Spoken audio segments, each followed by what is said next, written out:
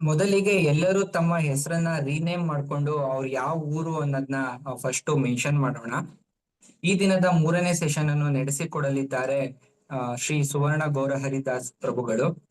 ಇವರು ಇಸ್ಕಾನ್ ಸೌತ್ ಫಾರಂ, ಸೌತ್ ಬೆಂಗಳೂರು ಇಸ್ಕಾನ್ ಇದರ ಡೈರೆಕ್ಟರ್.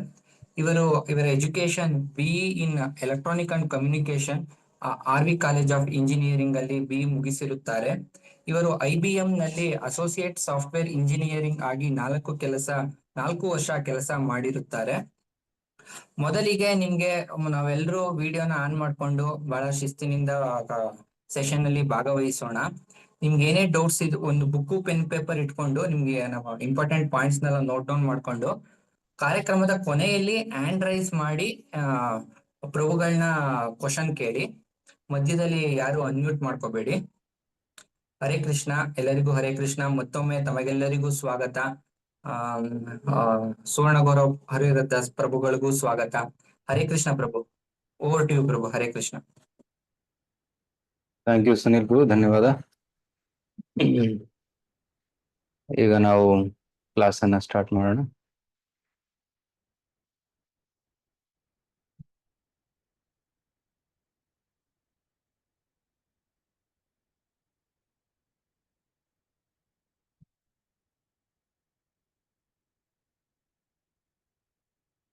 ಓಂ ಜ್ಞಾನತಿಮಿರಾಂಧಸ್ಯ ಜ್ಞಾನಾಂಜನಶಲಾಕಯ ಚಕ್ಷುರುನ್ಮೀಲಿತಂ ಯೇನ ತಸ್ಮೈ ಶ್ರೀ ಗುರುವೇ ನಮಃ.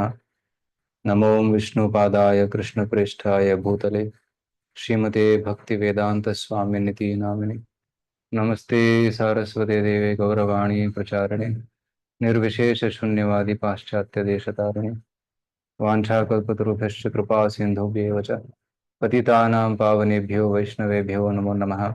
जय श्री कृष्ण चैतन्य प्रभु नित्यानंद, श्री अद्वैत गदाधर शिवासादि गौर भक्त वृंदा. हरे कृष्णा कृष्ण कृष्ण हरे हरे, हरे राम राम राम हरे हरे. ಸೊ ತಮ್ಮೆಲ್ಲರಿಗೂ ಇವತ್ತಿನ ಅಧಿವೇಶನಕ್ಕೆ ಸ್ವಾಗತ. ಇವತ್ತು ನಾವು ಭಗವದ್ಗೀತೆಯ ಮೂರನೇ ಕೋರ್ಸಿನ 3ನೇ ದಿನದಲ್ಲಿ ಪ್ರವೇಶ ಮಾಡ್ತಾ ಇದ್ದೀವಿ. ಸೊ ಇವತ್ತು ನಾವು ಭಗವದ್ಗೀತೆಯ 3ನೇ ವಿಷಯ, ಅದರ ಪ್ರಕೃತಿಯ ಬಗ್ಗೆ ಚರ್ಚೆ ಮಾಡಲಿದ್ದೇವೆ. So just A minute.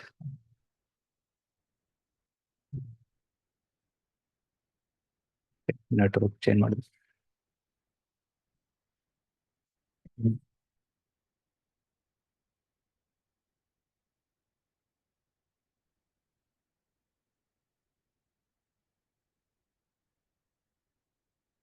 So ಇವತ್ತಿನ ವಿಷಯ ಗೀತಾಸಾರ. ಇದು 5 ದಿನಗಳ ಅಧಿವೇಶನ. ಇವತ್ತು ನಾವು 3ನೇ ದಿನದಲ್ಲಿದ್ದೀವಿ. ಪ್ರಥಮ ದಿನ ನಾವು ಭಗವದ್ಗೀತೆಯ ಪರಿಚಯ, ಭಗವದ್ಗೀತೆಯ ಮುಖ್ಯ ವಿಷಯಗಳೇನು, ಭಗವದ್ಗೀತೆಯ ಪಾತ್ರಗಳ ಬಗ್ಗೆ ಚರ್ಚೆ ಮಾಡಿದ್ದೀವಿ. ಇವತ್ತು ನಾವು ಪ್ರಥಮ ದಿನ ನಾವು ಭಗವದ್ಗೀತೆಯ ಒಂದು ವಿಷಯ ಆತ್ಮದ ಬಗ್ಗೆ ಚರ್ಚೆ ಮಾಡಿದ್ದೀವಿ. ನಿನ್ನೆ ನಾವು ಪುನರ್ಜನ್ಮ ಮತ್ತೆ ಕರ್ಮ ಸಿದ್ಧಾಂತದ ಬಗ್ಗೆ ಸ್ವಲ್ಪ ಚರ್ಚೆ ಮಾಡಿದ್ದೀವಿ. ಇವತ್ತು ನಾವು ಇನ್ನೊಂದು ವಿಷಯದ ಬಗ್ಗೆ ಚರ್ಚೆ ಮಾಡೋಣ. ಅದೇನಂದ್ರೆ ಪ್ರಕೃತಿಯ ಬಗ್ಗೆ. ಬಟ್ ಈ ಭೌತಿಕ ಪ್ರಕೃತಿ ಮತ್ತೆ ಆಧ್ಯಾತ್ಮಿಕ ಪ್ರಕೃತಿ 2 ಪ್ರಕಾರದ ಪ್ರಕೃತಿ ಇದೆ. ಎರಡರ ಬಗ್ಗೆನೂ ಕೂಡ ಚರ್ಚೆ ಮಾಡೋಣ. ಆದರೆ ಅದಕ್ಕೂ ಮುಂಚೆ ನಮ್ಮ ಜೀವನದ ಗುರಿ ಏನು, ನಾವು ಯಾಕೆ ಜೀವನ ಮಾಡ್ತಾ ಇದ್ದೀವಿ ಅನ್ನೋದ್ರ ಬಗ್ಗೆ ಚರ್ಚೆ ಮಾಡೋಣ. ಸೊ ಫಸ್ಟ್ ನಮ್ಮ ಜೀವನದ ಗುರಿ ಏನು, ನಂತರ ಭೌತಿಕ ಪ್ರಕೃತಿ, ನಂತರ ಆಧ್ಯಾತ್ಮಿಕ ಪ್ರಕೃತಿ. ಈ 3 ವಿಷಯದ ಬಗ್ಗೆ ಇವತ್ತು ಚರ್ಚೆ ಇರುತ್ತೆ. ಸೊ ಇವತ್ತಿನ ವಿಷಯ ಪ್ರಕೃತಿ. ಓಕೆ. ಸೊ ನಾನು ಇನ್ನೊಂದು ಪವರ್ ಪಾಯಿಂಟ್ ಓಪನ್ ಮಾಡ್ತಾ ಇದ್ದೀನಿ ತಮಗೋಸ್ಕರ.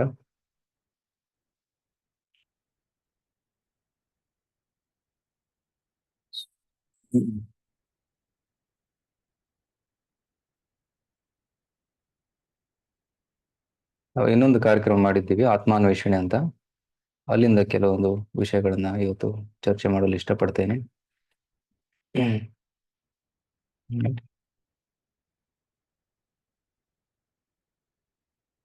ಕಾಣಿಸ್ತಾ ಇದೆಯಲ್ಲ ಪವರ್ ಪಾಯಿಂಟ್? ಕಾಣಿಸ್ತಿದೆ. Okay.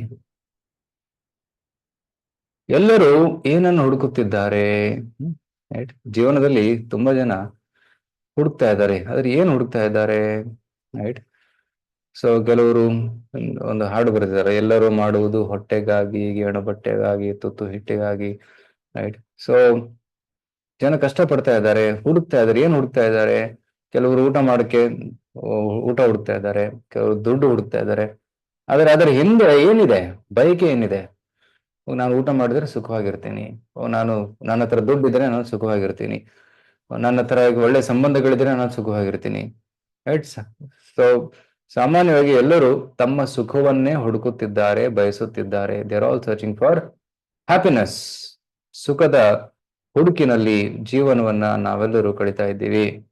So main thing is happiness. ಏನೇ ಕಾರ್ಯ ಮಾಡುದು ಅದರಲ್ಲಿ ಸುಖ ಇದ್ರೆ ಮಾತ್ರ ನಾವು ಆ ಕೆಲಸವನ್ನು ಮಾಡ್ತೀವಿ. ಕಾರ್ಯದಲ್ಲಿ ಸುಖ ಇಲ್ಲ ಅಂದ್ರೆ ನಾ ಕೆಲಸ ಮಾಡಕ್ಕೆ ಹೋಗೋದಿಲ್ಲ. Right. So happiness is the main driving force. So ಸುಖಕ್ಕಾಗಿ ಹುಡುಕಾಟ. ಪ್ರತಿಯೊಬ್ಬರು ವಿವಿಧ ವಿಧಾನಗಳಿಂದ ಸಂತೋಷವನ್ನು ಪಡೆಯಲು ಪ್ರಯತ್ನಿಸ್ತಾರೆ. ಚಿಕ್ಕ ಮಕ್ಕಳಾಗಿದ್ದಾಗ ಬಲೂನ್ ಜೊತೆ ಆಟ ಆಡ್ತಾರೆ, ಇನ್ನು ಸ್ವಲ್ಪ ದೊಡ್ಡವರಾದ್ಮೇಲೆ ಟ್ರೈಸಿಕಲ್ ಆಟ ಆಡ್ತಾರೆ, ಇನ್ನು ಸ್ವಲ್ಪ ದೊಡ್ಡವರಾದ್ಮೇಲೆ ಫುಟ್ಬಾಲು, ನಂತರ ಗೆಳತಿ, ನಂತರ ದುಡ್ಡು, ನಂತರ ಮೊಮ್ಮಕ್ಕಳು. ಈ ರೀತಿ ಪ್ರತಿಯೊಂದು ಹಂತದಲ್ಲೂ ಕೂಡ ಒಂದೊಂದು ರೀತಿಯಲ್ಲಿ ಜನರು ಸುಖವನ್ನ ಹುಡುಕ್ತಾ ಇದ್ದಾರೆ, ಆದರೆ ನಿಜವಾದ ಸುಖ ಸಿಗ್ತಾ ಇಲ್ಲ. ನೋಡಿ, ವಿವಿಧ ಫ್ಯಾಷನ್ ಮಾಡ್ತಾರೆ, ಹೇರ್ ಸ್ಟೈಲು, ಹರಿದಿರೋ ಜೀನ್ಸ್ ಪ್ಯಾಂಟ್ ಹಾಕೊಂತಾರೆ, ವಿಚಿತ್ರ ವಿಚಿತ್ರ ಹೇರ್ ಸ್ಟೈಲ್ ಅವರು ಉಡ್ತಾರೆ. So it's so crazy crazy fashion. Right. ಮತ್ತೆ ಭಯಂಕರ ಆಟಗಳನ್ನ ಆಡ್ತಾರೆ. ರೈಟ್. ಸೊ ಕೆಲವೊಮ್ಮೆ ಪ್ರಾಣ ಹೋಗ್ತದೆ ಅಂತಹ ಭಯಂಕರ ಆಟಗಳನ್ನ ನಿರ್ಭೀತವಾಗಿ ಆಡ್ತಾರೆ. ನಂತರ ಕ್ರೀಡೆಗಳು, right, cricket, football, running, Olympics, ಯಾಕಂದ್ರೆ ಮೆಡಲ್ ಸಿಗುತ್ತೆ, ಸಮ್ಮಾನ ಸಿಗುತ್ತೆ, ಆಟ ಆಡ್ತಾರೆ. ಮಾದಕತೆ ಮತ್ತು ಐಷಾರಾಮಿ ಜೀವನ, ಇದು ಕೂಡ ವ್ಯಸನಗಳನ್ನ ಬೆಳೆಸ್ಕೊಳ್ಳೋದು, ಐಷಾರಾಮಿ ಜೀವನ ನಡೆಸೋದು. ಸೊ ದಟ್ ಇಸ್ ಆಲ್ಸೋ ಇದು ಕೂಡ ಒಂದು ರೀತಿ ಸುಖ ಇದರಲ್ಲಿ ಅನುಭವಿಸೋದಕ್ಕೆ ಪ್ರಯತ್ನ ಪಡ್ತಾರೆ. ಸೊ ಸೊ ಜನರು ಸುಖ ಅಂದ್ರೆ ಏನು? ಸುಧಾರಿತ ಸೌಲಭ್ಯಗಳು ಅಂತ ಭಾವಿಸ್ತಾರೆ. ಒಳ್ಳೆ 5 ಸ್ಟಾರ್ ಹೋಟೆಲ್ ಊಟ ಮಾಡೋದು, ಒಳ್ಳೆ ಕರ್ಲಾನ್ ಬೆಡ್ ಮೇಲೆ ಮಲ್ಗೋದು, ಅಥವಾ ಮೈಥುನ ಕ್ರಿಯೆ ಮಾಡೋದು, ನಂತರ ಭಯ ಅಂದ್ರೆ ಜಗಳ ಆಡೋದು, ಆಹಾರ, ನಿದ್ರಾ, ಭಯ, ಮೈಥುನದಲ್ಲಿ ಜನರು ಕಾರ್ಯ ಮಾಡ್ತಾ ಇದ್ದಾರೆ, ಸುಖವನ್ನ ಪಡಿತಾ ಇದ್ದಾರೆ. ಅಡ್ವಾನ್ಸ್ಮೆಂಟ್ ಅಂದ್ರೆ ಏನು? ಅಡ್ವಾನ್ಸ್ ಪ್ರಗತಿ ಅಂದ್ರೆ ಏನು? ಇನ್ನು ಉನ್ನತ ಶ್ರೇಣಿಯ ಆಹಾರ, ನಿದ್ರೆ, ಭಯ, ಮೈಥುನವನ್ನು ಮಾಡೋದು, ಅದೇ ಭೌತಿಕ ಪ್ರಗತಿ ಅಂತ ಜನ ಅನ್ಕೊಂತಾರೆ.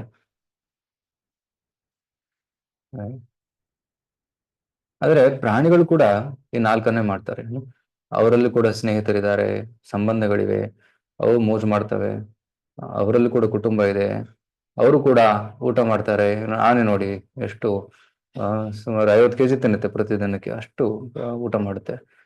ನಿದ್ರೆ ಮಾಡ್ತವೆ ಅವರು ಕೂಡ, ಅವು ಕೂಡ ಮೈಥುನ ಮಾಡ್ತವೆ, ಅವು ಕೂಡ ಜಗಳ ಆಡ್ತವೆ. ಆಹಾರ, ನಿದ್ರಾ, ಭಯ, ಮೈಥುನ. ಸೊ ಮನುಷ್ಯ ಮತ್ತೆ ಪ್ರಾಣಿ ಇವಿಬ್ಬರು ಕೂಡ ಈ 4 ಕ್ರಿಯೆಗಳನ್ನ ಮಾಡ್ತಾರೆ. ಸೊ ಮನುಷ್ಯ ಮತ್ತೆ ಪ್ರಾಣಿ ಮಧ್ಯೆ ವ್ಯತ್ಯಾಸ ಏನು? ನಾವು ತಿಂತೀವಿ, ಅವರು ತಿಂತಾರೆ, ನಾವು ಮಗ್ತೀವಿ, ಅವ್ರು ಮಗ್ತವೆ, ನಾವು ಸಂಬಂಧಗಳು ಬೆಳೆಸ್ಕೊಂತೀವಿ, ಅವರು ಬೆಳೆಸ್ಕೊಂತಾರೆ, ಜಗಳ ಆಡ್ತೀವಿ, ಅವ್ರು ಜಗಳ ಆಡ್ತವೆ. ಸೊ ವ್ಯತ್ಯಾಸ ಏನು? ಮನುಷ್ಯ ಕೇವಲ ಅಡ್ವಾನ್ಸ್ ಪ್ರಾಣಿನ? ರೈಟ್. ರೈಟ್. ಮಾನವ ಮತ್ತು ಪ್ರಾಣಿಗಳ ನಡುವಿನ ವ್ಯತ್ಯಾಸವೇನು? ಕೇವಲ ಸೂಟ್ ಬೂಟ್ ಹಾಕೊಂಡಿರೋ ಪ್ರಾಣಿನ ನಾವು? ನಮಗೆ ಮತ್ತೆ ಪ್ರಾಣಿಗಳಿಗೆ ವ್ಯತ್ಯಾಸ ಏನು? ಇದು ಬಹುಮುಖ್ಯವಾದಂತಹ ಪ್ರಶ್ನೆ. ಕೆಲವರಂತಾರೆ ಮನುಷ್ಯ ಕೂಡ ಪ್ರಾಣಿನೇ, ನಾವೆಲ್ಲರೂ ಮಂಗನಿಂದ ಬಂದವರು, ನಾವೆಲ್ಲ ಮಂಗನ ವಂಶಜರು ಅಂತ ಹೇಳ್ತಾರೆ ಕೆಲವರು.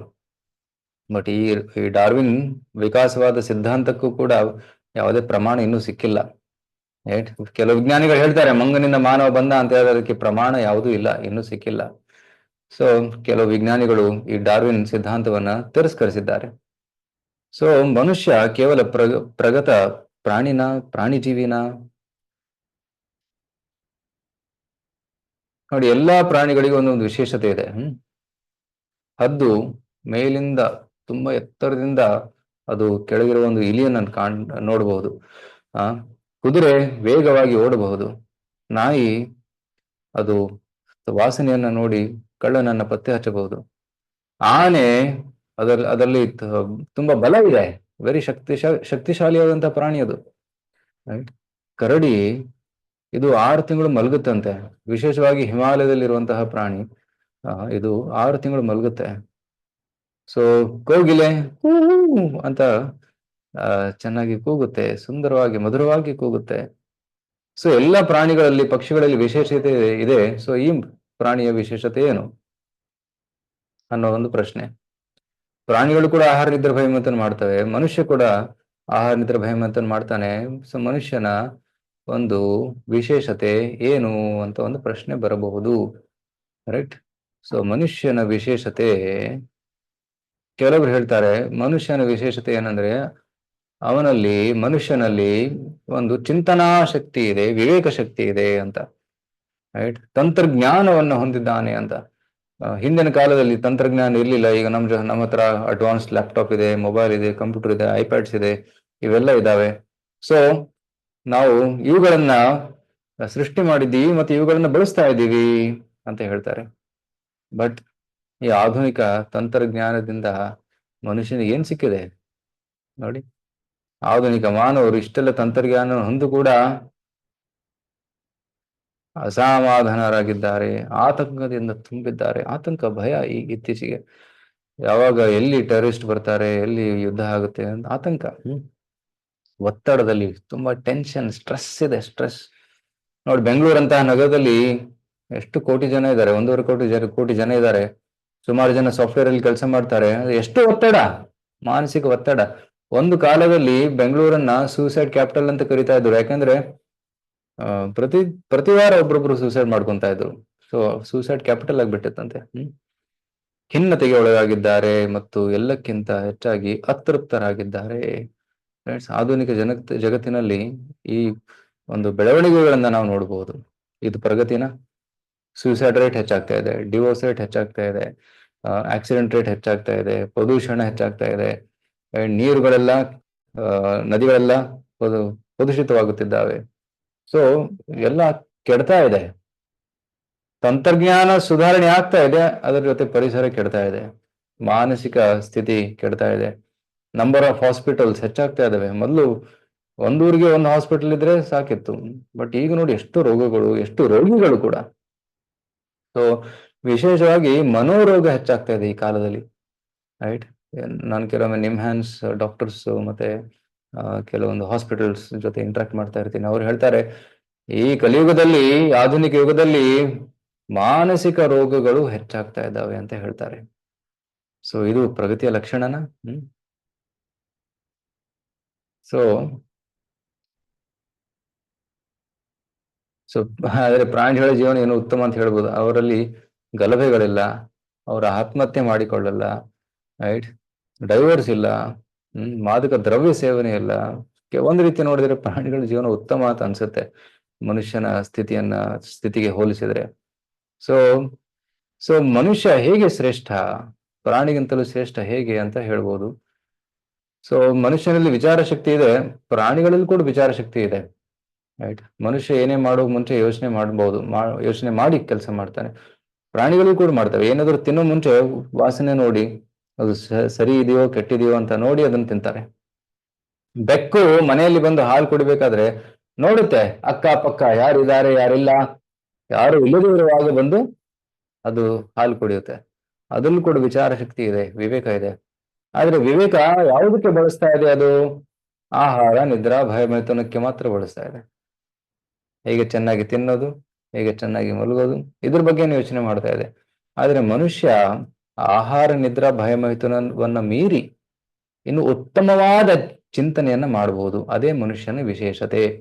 ಸೊ ಮಹಾಭಾರತದ ಒಂದು ಶ್ಲೋಕದಲ್ಲಿ ಈ ರೀತಿ ಹೇಳ್ತಾರೆ, ಆಹಾರ ನಿದ್ರಾ ಭಯಮೈಥುನಂ ಚ ಸಾಮಾನ್ಯಮೇತತ್ ಪಶುಭಿ ನರಾಣಾಂ ಧರ್ಮೋ ಹಿ ತೇಷಾಂ ಅಧಿಕೋ ವಿಶೇಷೋ ಧರ್ಮೇಣ ಹೀನ ಪಶುಭಿ ಸಮಾನಃ.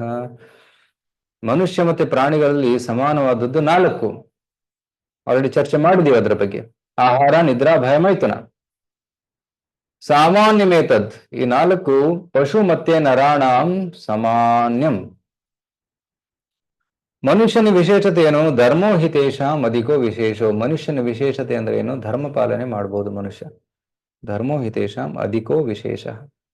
ಧರ್ಮೇಣ ಹೀನ, ಮನುಷ್ಯ ಧರ್ಮವನ್ನು ಬಿಟ್ಬಿಟ್ರೆ ಪಶುಭಿ ಸಮಾನ, ಪಶುಗೆ ಸಮಾನನಾಗ್ತಾನೆ. ಸೊ ಮನುಷ್ಯನ ಮುಖ್ಯ ಧರ್ಮ ಅಂದ್ರೆ ಏನು, ಅದು ಮುಖ್ಯವಾದದ್ದು. ಈಗ ಧರ್ಮ ಅಂದ್ರೆ ಹಿಂದೂ ಧರ್ಮ, ಕ್ರಿಸ್ತ ಧರ್ಮ, ಮುಸ್ಲಿಂ ಧರ್ಮ ಅಂತ ತಿಳ್ಕೊಂತೀವಿ. ಆದ್ರೆ ಧರ್ಮಕ್ಕೆ ಇನ್ನು, ಅದು ಕೂಡ ಧರ್ಮ, ಆದ್ರೆ ಧರ್ಮಕ್ಕೆ ಇನ್ನೂ ಆಳವಾದ ಒಂದು ಮೀನಿಂಗ್ ಇದೆ. ಆಳವಾದ ಮೀನಿಂಗ್ ಅಂದ್ರೆ ಏನದು? ಧರ್ಮ ಅಂದ್ರೆ ನಮ್ಮ ನಿಜವಾದ ಸ್ವರೂಪ, ನಮ್ಮ ನಿಜವಾದ ಕರ್ತವ್ಯ. ಓಕೆ, ಸೊ ನಮ್ಮ ನಿಜವಾದ ಕರ್ತವ್ಯ ಏನು? ಧರ್ಮದ ನಮ್ಮ ನಿಜವಾದ ಧರ್ಮ ಅಂದ್ರೆ ಭಗವಂತನ ಭಕ್ತಿ ಸೇವೆ ಮಾಡುವುದು, ಭಗವಂತನ ಸೇವೆಯಲ್ಲಿ ತೊಡಗುವುದು. ರೈಟ್, ಅದೇ ಆತ್ಮದ ಧರ್ಮ. ಯಾಕೆಂದ್ರೆ ಆತ್ಮ ಭಗವಂತನ ಅಂಶ. ಯಾವಾಗ ಅಂಶ ಭಗವಂತನ ಸೇವೆ ಮಾಡ್ತಾನೋ ಆಗ ಅವನು ಸಂತುಷ್ಟನಾಗ್ತಾನೆ. ರೈಟ್. ಸೊ ಇನ್ನೊಂದು ಉದಾಹರಣೆ ಕೊಡ್ಬೋದು ಧರ್ಮದ ಬಗ್ಗೆ ಇನ್ನೆಷ್ಟು ಚೆನ್ನಾಗಿ ಅರ್ಥ ಮಾಡ್ಕೊಳ್ಳೋದಕ್ಕೆ. ಉಪ್ಪಿನ ಧರ್ಮ ಇದೆ. ಉಪ್ಪಿನ ಧರ್ಮ ಏನು? ಉಪ್ಪುತನ. ಸಕ್ಕರೆ ಧರ್ಮ ಏನು? ಸಿಹಿತನ. ಮತ್ತೆ ಇದು ಸಪೋಸ್ ಕಿಟಕಿ ಧರ್ಮ ಏನು? ಅದು ಗಾಳಿ ಬರಿಸೋದು. ಸೊ ಬರೀ ಗೋಡೆ ಇದ್ರೆ ಅದು ಗೋಡೆ ಅಂತೀವಿ, ಕಿಟಕಿ ಅನ್ನೋದಿಲ್ಲ. ಸೊ ಎಲ್ಲ ವಸ್ತುವಿಗೂ ಒಂದು ಧರ್ಮ ಇದೆ. ಕುರ್ಚಿ ಅಂದ್ರೆ ಏನು? ಕೂಡೋದಕ್ಕೆ ಯಾವುದು ಒಂದು ಫೆಸಿಲಿಟಿ ಮಾಡಿಕೊಡುತ್ತೋ ಅದೇ ಕುರ್ಚಿ. ಟೇಬಲ್ಲು, ಎಲ್ಲದಕ್ಕೂ ಒಂದೊಂದು ಧರ್ಮ ಇದೆ, ಅದಕ್ಕೆ ತಕ್ಕಂಗೆ ಒಂದು ಹೆಸರು ಬರುತ್ತೆ ಅದಕ್ಕೆ. ಅದೇ ರೀತಿ ಮನುಷ್ಯನ ಧರ್ಮ ಏನು? ಆತ್ಮದ ಧರ್ಮ ಏನು? ಆತ್ಮದ ಧರ್ಮ ಭಗವಂತನ ಸೇವೆ ಮಾಡುವುದು. ಧರ್ಮೋ ಹಿತೇಶಾಂ, ಯಾವಾಗ ಆತ್ಮ ಭಗವಂತನ ಸೇವೆಯಲ್ಲಿ ತೊಡಗ್ತಾನೋ ಅದೇ ವಿಶೇಷತೆ. ಅವನು ಮನುಷ್ಯ ಜೀವನವನ್ನ ಸಾರ್ಥಕಗೊಳಿಸಿಕೊಳ್ತಾನೆ. ರೈಟ್. ಪ್ರಾಣಿ ಕೇವಲ ಆಹಾರ ನೀಡಿದ್ರೆ ವೇತನದ ಬಗ್ಗೆ ಚಿಂತನೆ ಮಾಡುತ್ತೆ, ಆದರೆ ಮನುಷ್ಯ ಬದುಕು, ಸಾವು, ಇದರ ಬಗ್ಗೆ ಪ್ರಶ್ನೆ ಕೇಳಬಹುದು. ಜೀವನದಲ್ಲಿ ಸರಿಯಾದ ಆಯ್ಕೆಗಳ ಬಗ್ಗೆ ವಿಚಾರಿಸಬಹುದು. Right, the right choices.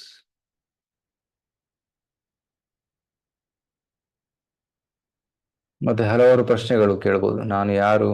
Right, ನನ್ನ ಜೀವನದ ದೇವರು ಇದ್ದಾನೆ? ಯಶಸ್ಸಿನ ರಹಸ್ಯವೇನು?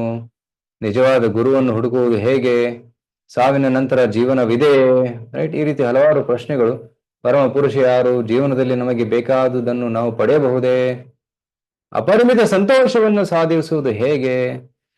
ರೈಟ್, ಅಸಾಧ್ಯವನ್ನು ಹೇಗೆ ಸಾಧ್ಯಗೊಳಿಸುವುದು? ನಾವು ವಿಧಿಯನ್ನು ನಿರ್ಮಿಸುತ್ತೇವೆಯೋ ಅಥವಾ ವಿಧಿ ನಮ್ಮನ್ನು ನಿರ್ಮಿಸುತ್ತದೆ? ದೇವರು ಒಬ್ಬನಿದ್ದಾನೆ ಅಥವಾ ದೇವರು ಒಬ್ಬನಿದ್ದರೆ ಏಕೆ ಅನೇಕ ಧರ್ಮಗಳು ಅಂತ ಪ್ರಶ್ನೆ ಬರುತ್ತೆ. ರೈಟ್, ಒಳ್ಳೆಯ ಜನರಿಗೆ ಕೆಟ್ಟದ್ದೇಕಾಗತ್ತೆ? ಈ ರೀತಿ ಹಲವಾರು ಪ್ರಶ್ನೆಗಳನ್ನ ಮನುಷ್ಯ ಕೇಳಬಹುದು. ಈ ಪ್ರಶ್ನೆಗಳನ್ನ ಕೇಳಿ ಈ ಪ್ರಶ್ನೆಗಳಿಗೆ ಸಮಾಧಾನವನ್ನ ಪಡೆದುಕೊಳ್ಳಬಹುದು. ಸೊ ಅದು ಮನುಷ್ಯ ಜೀವನದ ಮುಖ್ಯ ಉದ್ದೇಶವಾಗಿದೆ. ಸೊ ಅದಕ್ಕೆ ಮನುಷ್ಯ ಜನ್ಮ ಸಿಕ್ಕವರು ಫಸ್ಟ್ ಈ ಪ್ರಶ್ನೆಗಳನ್ನ ಕೇಳಬೇಕು. ಈ ಪ್ರಶ್ನೆಗಳನ್ನ ಕೇಳಿ ಇದಕ್ಕೆ ಉತ್ತರವನ್ನ ಪಡೆದು ಸರಿಯಾದ ದಾರಿಯಲ್ಲಿ ನಡೆಯಬೇಕು. ಸೊ ಅದೇ ನಮ್ಮ ಜೀವನದ ಮುಖ್ಯವಾದ ಉದ್ದೇಶ. ಸೊ ನಾವು ಏನು ಭಗವಂತನಿಂದ ದೂರವಾಗಿದ್ದೀವಿ ಈಗ. ಹೇಗೆ ಮಳೆ ನೀರು ಮೇಲಿಂದ ಕೆಳಗಡೆ ಬಿದ್ದಾಗ, ಭೂಮಿ ಮೇಲೆ ಬಿದ್ದಾಗ ಭೂಮಿಯ ಸ್ಪರ್ಶದಿಂದ ಅದು ಮಲಿನವಾಗುತ್ತೆ. ಅದೇ ರೀತಿ ಜೀವಾತ್ಮ ಕೂಡ ಭಗವಂತನನ್ನ ಮರೆತು ಈ ಭೌತಿಕ ಜಗತ್ತಿಗೆ ಬಂದಿದೆ. ಈ ಭೌತಿಕ ಜಗತ್ತಿಗೆ ಬಂದು ಇಲ್ಲಿ ದುಃಖವನ್ನ ಅನುಭವಿಸ್ತಾ ಇದೆ. ಸೊ ಈ ಭೌತಿಕ ಪ್ರಕೃತಿಯ ಬಗ್ಗೆ ನಾವು ಈಗ ಸ್ವಲ್ಪ ನೋಡೋಣ. ಓಕೆ, ಭೌತಿಕ ಪ್ರಕೃತಿ ಅಂದ್ರೇನು? ನಾವು ಭೌತಿಕ ಪ್ರಕೃತಿಯ ಮಡಲಲ್ಲಿ ಬಂದಿದ್ದೀವಿ. ಈ ಭೌತಿಕ ಪ್ರಕೃತಿಯ ಸ್ವಭಾವ ಏನು, ಇದರ ಪರಿಚಯ ಏನು ಅನ್ನಂತ ನೋಡೋಣ. ಮತ್ತೆ ಅಂತಿಮ ಭಾಗದಲ್ಲಿ ಆಧ್ಯಾತ್ಮಿಕ ಪ್ರಕೃತಿಯ ಪರಿಚಯವನ್ನ ನೋಡೋಣ.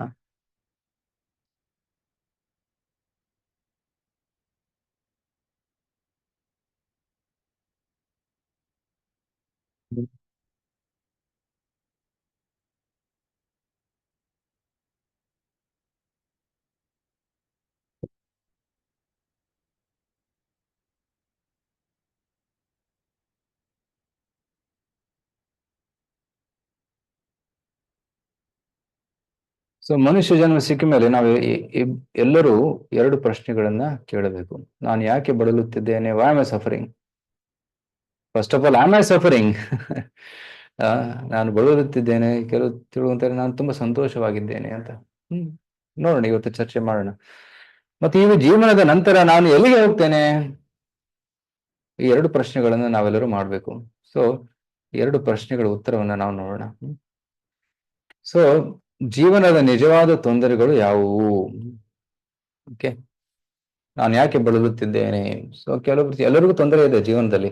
ಕೆಲವರಿಗೆ ತಲೆನೋವು ಬರುತ್ತೆ, ಕೆಲವರಿಗೆ ಎಕ್ಸಾಮ್ ಟೆನ್ಷನ್, ಎಸ್ಪೆಷಲಿ ಯುವಕರಿಗೆ ಎಕ್ಸಾಮ್ ಟೆನ್ಷನ್, ಗ್ರಾಜುಯೇಟ್ ಆದವರಿಗೆ ಜಾಬ್ ಟೆನ್ಷನ್. ಸೊ ತೊಂದರೆಗಳಿವೆ. ಆದ್ರೆ ಕೆಲವೊಬ್ಬರಿಗೆ ಜಾಬ್ ಟೆನ್ಷನ್ ಇರುತ್ತೆ, ಕೆಲವೊಬ್ಬರಿಗೆ ಜಾಬ್ ಟೆನ್ಷನ್ ಇರ್ಲಿಕ್ಕಿಲ್ಲ, ಅವ್ರ ಕೆಲಸ ಸಿಕ್ಕಿರುತ್ತೆ. ಕೆಲವೊಬ್ರು ವೆರಿ ಈಸಿ, ತುಂಬಾ ಸರಳವಾಗಿ ಎಕ್ಸಾಮ್ ಪಾಸ್ ಆಗ್ತಾರೆ, ಕೆಲವೊಬ್ರು ಟಾಪರ್ ಆಗ್ತಾರೆ. ಆದ್ರೆ ಕೆಲವೊಬ್ರು ಎಷ್ಟೇ ಕಷ್ಟಪಟ್ಟರು ಅವ್ರು ಎಷ್ಟು ಪಾಸ್ ಆಗ್ತಾರೆ. ಸೊ ಕೆಲವೊಬ್ಬರಿಗೆ ಎಕ್ಸಾಮ್ ತೊಂದರೆ ತರ ಕಾಣುತ್ತೆ, ಕೆಲವೊಬ್ಬರಿಗೆ ತೊಂದರೆ ತರ ಕಾಣೋದಿಲ್ಲ. ಸೊ ಅವು ನಿಜವಾದ ಪ್ರಾಬ್ಲಮ್ಸ್ ಅಲ್ಲ. ಸೊ ನಿಜವಾದ ಪ್ರಾಬ್ಲಮ್ ಅಂದ್ರೇನು? ಈ ಕೆಳಗಿನ 3 ಮಾನದಂಡಗಳನ್ನು ಪೂರೈಸಿದರೆ ಅದು ನಿಜವಾದ ಸಮಸ್ಯೆ ಆಗುತ್ತೆ. ಫಸ್ಟ್, ಇದು ಎಲ್ಲರಿಗೂ ಸಾಮಾನ್ಯವಾಗಿರಬೇಕು. It should be common to all, right? Exam ಎಲ್ಲರಿಗೂ ಕಾಮನ್ ಅಲ್ಲ. ಕೆಲವೊಬ್ಬರಿಗೆ ಎಕ್ಸಾಮ್ ಪ್ರಾಬ್ಲಮ್ ಆಗುತ್ತೆ, ಕೆಲವೊಬ್ಬರಿಗೆ ಇಲ್ಲ. ಕೆಲವೊಬ್ಬರಿಗೆ ಏನಂತಾರೆ ಸ್ಟ್ರೆಸ್ ಇರುತ್ತೆ, ಇನ್ನೊಬ್ಬರಿಗೆ ಇರ್ಲಿಕ್ಕಿಲ್ಲ. ಸೊ ಒಂದು ಕಾಮನ್ ಪ್ರಾಬ್ಲಮ್ ಎಲ್ಲರೂ ಸಾಮಾನ್ಯವಾಗಿರ್ಬೇಕು. ನೆಕ್ಸ್ಟ್, ಯಾರು ಅದನ್ನು ಬಯಸುವುದಿಲ್ಲ, ಯಾರಿಗೂ ಬೇಡ ಅದು, ಯಾರು ಅದನ್ನು ತಪ್ಪಿಸಲು ಸಾಧ್ಯವಿಲ್ಲ. ಹಾಗೆ ಈ 3 ಕಂಡೀಷನ್ ಅನ್ನ ಯಾವುದು ಫುಲ್ಫಿಲ್ ಮಾಡುತ್ತೆ ಅದೇ ನಿಜವಾದ ಸಮಸ್ಯೆ. ಗೊತ್ತಾಯ್ತಾ? ಇದು ಎಲ್ಲರಿಗೂ ಸಾಮಾನ್ಯವಾಗಿದೆ, ಯಾರು ಅದನ್ನು ಬಯಸುವುದಿಲ್ಲ, ಯಾರು ಅದನ್ನು ತಪ್ಪಿಸಲು ಸಾಧ್ಯವಿಲ್ಲ. ಓಕೆ, ಈಗ ನಿಮ್ಗೆ ಅವಕಾಶ ಕೊಡ್ತೀನಿ. ಯಾರಾದ್ರೂ ಹೇಳೋಕೆ ಇಷ್ಟಪಟ್ರೆ ಹೇಳ್ಬೋದು, ಅನ್ಮ್ಯೂಟ್ ಮಾಡಿ ಹೇಳ್ಬೋದು, ಅಥವಾ ಚಾಟ್ ಬಾಕ್ಸ್ ಅಲ್ಲೂ ಕೂಡ ಹಾಕ್ಬೋದು. ಓಕೆ, ಚಾಟ್ ಬಾಕ್ಸ್ ಅಲ್ಲಿ ಉತ್ತರ ಬರ್ತಾ ಇದೆ. ಗುರುರಾಜ್ ಹೇಳ್ತಾರೆ ಡೆತ್ ಅಂತ. ಹೌದು, ಸಾವು ಖಚಿತ, ಯಾರಿಗೂ ಬೇಕಿಲ್ಲ, ಎಲ್ಲರಿಗೂ ಸಾಮಾನ್ಯವಾಗಿದೆ, ಮತ್ತೆ ಯಾರು ಅದನ್ನ ತಡೆಯಕ್ಕೆ ಆಗಲ್ಲ. ಓಕೆ, ಸೊ ಇನ್ನೊಬ್ರು ಹೇಳ್ತಾರೆ ಬದುಕು, ಅದು ಬರ್ತ್. ಹೌದು, ಬರ್ತ್, ಜನ್ಮ ಕೂಡ ಅದು ಒಂದು ಪ್ರಾಬ್ಲಮ್ಸ್, ಅದು ಸರಿ. ಇನ್ನೊಬ್ರು ಹೇಳ್ತಾರೆ ಹೆಲ್ತ್, ಡಿಸೀಸಸ್ ಅಂತ. ಕರೆಕ್ಟ್, ರೋಗಗಳು ಯಾರಿಗೂ ಬೇಕಿಲ್ಲ, ಆದ್ರೂ ಬರುತ್ತೆ. ರೈಟ್, ರೋಗಗಳು ಬರ್ತವೆ, ಬೇರೆ ಬೇರೆ ರೀತಿ ರೋಗ, ಕೆಲವರು ಹೊಟ್ಟೆ ನೋವು, ಕೆಲವರು ತಲೆನೋವು, ಬಟ್ ರೋಗ ಬಂದೇ ಬರುತ್ತೆ. ಸೊ ಅನಾರೋಗ್ಯ ಅಂತ ಹೇಳ್ತಾರೆ, ದಟ್ಸ್ ರೈಟ್. ಸೊ ಸಾವು, ರೋಗ, ಮತ್ತೆ ಇನ್ನೊಬ್ರು ಯಾರು, ಓಕೆ, ಮೃತ್ಯು, ಸಾವು, ದುಃಖ, ಓಕೆ, ವಯಸ್ಸು, ವಯಸ್ಸು ಕರೆಕ್ಟ್. ಇನ್ನೊಬ್ರು ಹೇಳಿದ್ರೆ ವಯಸ್ಸು ಅಂತ. ಸೊ ವಯಸ್ಸಾಗುತ್ತೆ, ವೃದ್ಧಾಪ್ಯ ಬರುತ್ತೆ.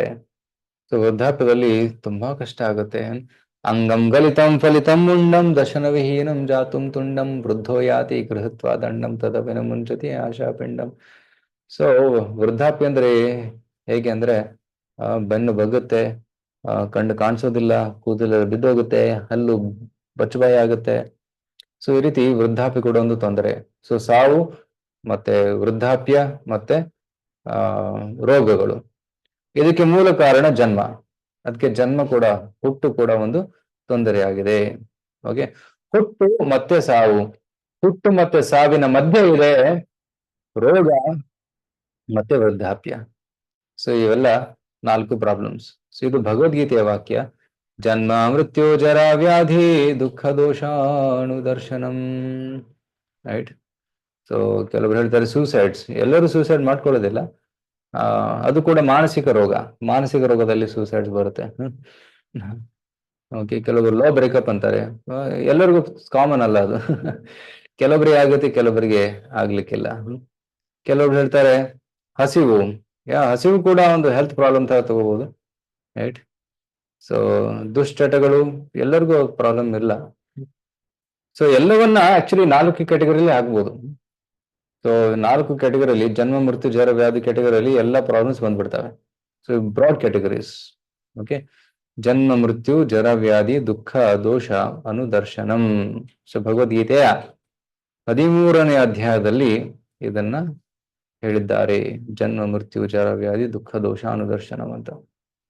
ಇವು 4 ಮುಖ್ಯ ತೊಂದರೆಗಳು. ಈಗ ನಾವು ಸ್ವಲ್ಪ ಬೇಗ ನೋಡೋಣ. ಇಲ್ಲಿ